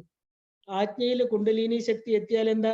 ആജ്ഞയിൽ കുണ്ടലിനി എത്തുമ്പോ തന്നെ സമ്പൂർണ്ണ ഗുരു കടാക്ഷം. നമ്മൾ പറയില്ലേ ഒരു പൂജ കഴിയുമ്പോൾ ഗുരു കടാക്ഷം സമ്പൂർണ്ണം എന്ന്. ആ ഗുരുവിന്റെ കടാക്ഷമില്ലാതെ ഒരു പൂജയും പൂർണ്ണമാവില്ല. ആ ഗുരുവിന്റെ അനുഗ്രഹമില്ലാതെ നമ്മുടെ പൂജകളോ ജപങ്ങളോ സാധനയോ പൂർണ്ണമാവില്ല. ആജ്ഞാചക്രം എന്ന് പറയുന്നത് ഗുരുസ്ഥാനം.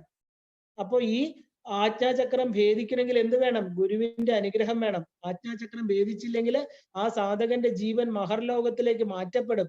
അവന്റെ കുണ്ടലിനി ഉണർന്നിട്ട് ഈ ഭൂർഭുവ സുവല ജന തപ മഹാ ലോകമൊക്കെ നമ്മൾ കടന്നു പോയിട്ട് എത്ര ലോകങ്ങൾ കടന്നിട്ടാണ് നമ്മൾ സുവർലോകം ഇതെല്ലാം കഴിഞ്ഞ് ലാസ്റ്റില് ബ്രഹ്മലോകം എന്ന് പറയുന്ന സത്യലോകത്ത് എത്തിച്ചേരുന്നത്. അപ്പൊ ആജ്ഞാചക്രം ഭേദിക്കാൻ പറ്റിയില്ല ഒരു സാധകനെങ്കിൽ ഗുരുവിന്റെ അനുഗ്രഹം ഇല്ല എന്നർത്ഥം. അവൻ എന്ത് ചെയ്യും? ആ സാധകൻ ഉയർന്നു, പക്ഷെ അവന് മഹർലോകത്തേക്ക് അവനെ മാറ്റപ്പെടും. കാരണം ജ്ഞാനം പൂർണ്ണമാകുമ്പോൾ മാത്രമേ കുണ്ടലിനിക്ക് ആജ്ഞാചക്രം ഭേദിക്കാൻ പറ്റുള്ളൂ. ആജ്ഞാചക്രത്തിന് നമ്മൾ ജ്ഞാനചക്രം എന്നാ പറയുന്നത്. അതുകൊണ്ടാണ് ജ്ഞാന ഗുഹൻ എന്ന് പറയുന്നത്. ഈ ഗുഹയിൽ ഇരിക്കുന്നവൻ എന്താ ഗുഹ എന്ന് പറഞ്ഞ? ജ്ഞാന ഗുഹ. നമ്മുടെ ഉള്ളിലിരിക്കുന്ന ഗുഹ എല്ലാം പ്രകടിപ്പിക്കാൻ പറ്റില്ല. ഗുപ്തതര യോഗിനികൾ എന്ന് പറഞ്ഞ പോലെ ഗുപ്തമായിട്ടിരിക്കുന്നതാണ് ജ്ഞാനം. നമ്മുടെ ഉള്ളിലെ അനേക ജന്മത്തെ എന്താ പറയുക സാധനാ സമ്പ്രദായത്തിലൂടെ ഉരുത്തിരിഞ്ഞു വന്ന ആകാംക്ഷയിലൂടെ ഒരു ജീവൻ തന്റെ അസ്തിത്വത്തിലേക്കുള്ള യാത്രയാണ് ഗുഹാപ്രവേശനം. ആ ഗുഹയിലകത്തിരിക്കുന്ന സത്യത്തെ അറിയണമെങ്കിൽ എന്ത് ചെയ്യണം? അത് പ്രണവമാകുന്ന സത്യം, അതാണ് പ്രപഞ്ചത്തിന്റെ മൂലപ്രകൃതി എന്ന് അറിയണമെങ്കിൽ ആ ഒരു പൂർണ്ണത വേണം നമുക്ക്. അതുകൊണ്ടാണ് നമ്മൾ ഈ ആജ്ഞാചക്രത്തെ ജ്ഞാനചക്രം എന്ന് പറയുന്നത്. ആജ്ഞാചക്രത്തിൽ നമ്മൾ പാസ്റ്റ്, പ്രസന്റ്, ഫ്യൂച്ചർ എല്ലാം അവിടെ അവസാനിക്കുക. അവിടുന്ന് അങ്ങോട്ട് ബിയോണ്ട്, നമ്മുടെ ബിയോണ്ട് എന്ന് പറഞ്ഞാൽ കാലത്തിനും ടൈം ആൻഡ് സ്പേസിനും ഉപരിയായിട്ടുള്ള തലമാണത്. അപ്പൊ പൂർണ്ണ ജ്ഞാനശക്തിയുടെ പ്രതീകമാണ് സുബ്രഹ്മണ്യൻ. ഇച്ഛ ക്രിയാശക്തികൾ ഒന്നായിട്ട് ചേർന്ന്. ആരാണ് ഇച്ഛ ക്രിയാശക്തികള്? വള്ളി, ദേവയാനി. സുബ്രഹ്മണ്യന്റെ 2 ഭാര്യമാരായിട്ട് കാണുന്ന വള്ളിയും ദേവയാനിയും ഇപ്പൊ ജ്ഞാനശക്തിയിലേക്കാണ് വരുന്നത്. ജ്ഞാനശക്തിയായിട്ട് സുബ്രഹ്മണ്യൻ, ഇച്ഛാശക്തിയും ക്രിയാശക്തിയുമായിട്ട് വള്ളിയും ദേവയാനിയും. അപ്പൊ പ്രധാനപ്പെട്ട 12 ശ്രീവിദ്യ മന്ത്രദ്രഷ്ടാക്കളിൽ ഒരാളാണ് സ്കന്ദൻ. ആ ഒരു സപ്ത ആവരണത്തോടു കൂടിയ സുബ്രഹ്മണ്യ ഉപാസന, സുബ്രഹ്മണ്യന്റെ ശ്രീചക്രം എല്ലാം നിലവിലുണ്ട്. ഇതെല്ലാം നമ്മൾ ഈ ഒരു മെയിൻ ശ്രീചക്രത്തിൽ ഇൻകോർപ്പറേറ്റ് ചെയ്തിരിക്കുകയാണ്, പ്രത്യേകം എടുക്കുന്നില്ലെന്നേ ഉള്ളൂ. അപ്പൊ സുബ്രഹ്മണ്യൻ എന്ന് പറയുന്നത് ശ്രീവിദ്യ മന്ത്രദ്രഷ്ടാക്കളിൽ ഒരാളും കൂടെയാണ്. അറിയപ്പെടുന്ന മറ്റൊരു ശ്രീവിദ്യ സമ്പ്രദായ പരമ്പരയില് നവാവരണ പൂജയ്ക്ക് മുമ്പേ വിസ്തരിച്ച് സുബ്രഹ്മണ്യ പൂജയുണ്ട്. ഇതൊക്കെ തമിഴ്നാട്ടിൽ വളരെ വിശേഷമാണ് സുബ്രഹ്മണ്യൻ. അപ്പൊ ശ്രീവിദ്യാപരമായിട്ട് തന്നെ നമുക്ക് ഈ സുബ്രഹ്മണ്യനെ പൂജിക്കേണ്ടതായിട്ടുണ്ട്. ആ ക്രമത്തിലാണ് പഞ്ചാമൃത അഭിഷേകം കൊടുക്കുന്നത്. നമ്മളും ഈ ശ്രീചക്രത്തിൽ എന്തിനാ പഞ്ചാമൃത അഭിഷേകം ചെയ്യുന്നത്? ഷഡ്ചക്രങ്ങളിലെ 5 ചക്രങ്ങളെ കാണിച്ചുകൊണ്ടാണ്. പാല്, തൈര്, നെയ്യ്, ഫ്രൂട്ട് ജ്യൂസ്, പഞ്ചസാര ചേർന്ന പഞ്ചാമൃതം 5നെ പഞ്ചഭൂതങ്ങളെ ലയിപ്പിച്ചുകൊണ്ട് 5 ചക്രങ്ങളെ ഭേദിക്കുന്ന അവസ്ഥ. അതാണ് പഞ്ചാമൃത അഭിഷേകം കൊണ്ട് നമ്മൾ ഉദ്ദേശിക്കുന്നത്. ഈ പഞ്ചാമൃത അഭിഷേകം ശ്രീചക്രത്തില് നമ്മൾ ഒഴിക്കുന്നത് ആർക്ക് വേണ്ടിയാ? സുബ്രഹ്മണ്യനും കൂടെ വേണ്ടിയിട്ടാണ്. കൂടുതൽ സുബ്രഹ്മണ്യനാണ് പഞ്ചാമൃത അഭിഷേകം. അപ്പൊ അഭിഷേകപ്രിയനാണ് ഇദ്ദേഹം. കാരണം സുബ്രഹ്മണ്യ ഉപാസനയുടെ ഒരു പ്രധാന മന്ത്ര ഋഷി അഗസ്ത്യമുനി തന്നെയാണ്. അഗസ്ത്യമുനിയും പത്നി ലോപാമുദ്രയും 2 പ്രധാന ശ്രീവിദ്യ ഋഷികളാണ്. ദക്ഷിണ ഭാരതത്തിലെ അഗസ്ത്യനായിരുന്നു ശ്രീവിദ്യ സമ്പ്രദായത്തെ വിപുലീകരിച്ചത്. ഭോഗർ എന്ന് പറയുന്ന ഒരാള്, ഭോഗർ ഒരു സിദ്ധനാണ്. തമിഴ് പരമ്പരയിൽ വരുന്ന ഒരു സിദ്ധനാണ്. അദ്ദേഹം അഗസ്ത്യന്റെ ശിഷ്യനാണ്. ഈ ഭോഗരാണ് ഈ പളനിയില് നവപാഷാണ വിഗ്രഹം സ്ഥാപിക്കുന്നത്. ആ ഒരു സുബ്രഹ്മണ്യ ആരാധന ഇത്രയധികം എന്താ പറയാ ഉയർന്ന തലത്തിൽ കൊണ്ടുവന്നത് ഈ ഭോഗര. അപ്പൊ ഈ ചട്ടമ്പി സ്വാമികള് നമുക്കറിയാം, കേരളത്തിലെ തൈക്കാട് അയ്യാ സ്വാമികള്, ശ്രീനാരായണ ഗുരുദേവൻ, കുമാരനാശൻ എല്ലാവരും ബാലസുബ്രഹ്മണ്യന്റെ ഉപാസകരായിട്ട് നമുക്ക് കാണാം. സുബ്രഹ്മണ്യ ഭുജംഗം എന്ന് പറഞ്ഞ് ഈ ശ്രീനാരായണ ഗുരുദേവൻ എഴുതിയ ഒരു നല്ല ഭംഗിയുള്ള ആ ഗുരുസ്ഥാനമായിട്ട് അദ്ദേഹത്തിന് കൊടുത്തു എഴുതിയ ഒരു കൃതിയുണ്ട്. മറ്റു ചില ശ്രീവിദ്യാ സമ്പ്രദായത്തിലെ സുബ്രഹ്മണ്യ മന്ത്രം ഗണപതി മന്ത്രത്തോടൊപ്പം തന്നെ ഉപദേശിക്കാറുണ്ട്. സകല ഉത്സവ ചടങ്ങുകളുടെ ആചാര്യസ്ഥാനം സുബ്രഹ്മണ്യനാണ്. സാധനയില് ലക്ഷ്യപ്രാപ്തിക്ക് വേണ്ടി സാധകനെ കൈപിടിച്ചുയർത്തുന്ന മാർഗം തെളിയിച്ച് കൊടുക്കുന്ന സേനാപതി അദ്ദേഹമാണ്. സേനാപതി, ദേവസേനാപതിയാണ് സുബ്രഹ്മണ്യൻ. അപ്പൊ സാധനയിലെ ആദ്യ അനുഭവം മഹാഗണപതി എന്ന് നമ്മൾ പറയുമെങ്കിലും എന്ന അനുഭൂതി തലത്തിൽ പറയണം. എല്ലാ അനുഭൂതിയിലും എത്തിച്ചേരുന്നത് എവിടെയാ? ഗുരുവിലാണ്, ആ ഗുരുവിങ്കലാണ്. എല്ലാ അനുഭൂതികൾക്ക് അപ്പുറത്ത് നിൽക്കുന്ന സകല ദേവത ആരാധ്യം എന്ന ഒരു പദമാണ് നമുക്ക്. എല്ലാ ദേവന്മാരാലും ആരാധിക്കപ്പെടുന്ന ആ ഒരു സകല ദേവത ആരാധ്യനാണ് ശ്രീ സുബ്രഹ്മണ്യൻ. അപ്പൊ ഈ 36 തത്വങ്ങൾക്കുപരിയായി നിൽക്കുന്ന ഗുരു തത്വമാണ് സുബ്രഹ്മണ്യൻ എന്നർത്ഥം. സുബ്രഹ്മണ്യൻ എന്ന് പറയുന്നത് ശക്തിവേൽ, എന്താ ശക്തിവേൽ കൊടുക്കുന്നത് എന്താ? എന്തിന്റെ പ്രതീകമായിട്ട്? പാർവതി ദേവി തന്റെ യുദ്ധസന്നദ്ധനായിട്ട് നിൽക്കുന്ന പുത്രന് വേല് കൊടുക്കുക. വേലെന്ന് പറയുന്ന സുഷുമ്നെ പ്രതിനിധീകരിക്കുന്നു. യോനി തത്വം, അതിൽ 3 വരകള് ശിവന്റേത്, അതിന്റെ നടുക്ക് കുങ്കുമപ്പൊട്ട്. അപ്പൊ ശക്തിവേൽ, ശിവശക്തി ഐക്യമാണ് വേല് കാണിക്കുന്നത്. എപ്പോഴാണോ നമ്മുടെ ജീവൻ കുണ്ടലിനി ഉണർന്ന് തന്റെ സഹസ്രാരത്തിലെത്താൻ, വേൽ രൂപത്തിൽ തന്റെ ആധാരചക്രങ്ങളെ ഭേദിച്ച് ആ ഒരു സഹസ്രാരത്തിലെത്താൻ ശിവശക്തി സംയോഗത്തെ കാണിക്കുന്നു. നമുക്കറിയാം സുബ്രഹ്മണ്യന്റെ കയ്യിലിരിക്കുന്ന വേലിൽ ഓം എന്ന് പറയുന്ന പ്രണവം കണ്ട് സുബ്രഹ്മണ്യൻ തന്നെ പ്രണവാകാരമായിട്ടാണ് നിൽക്കുന്നത്. പ്രണവം എന്ന് പറയുന്ന തത്വം ശിവശക്തി സംയോഗമാണ്.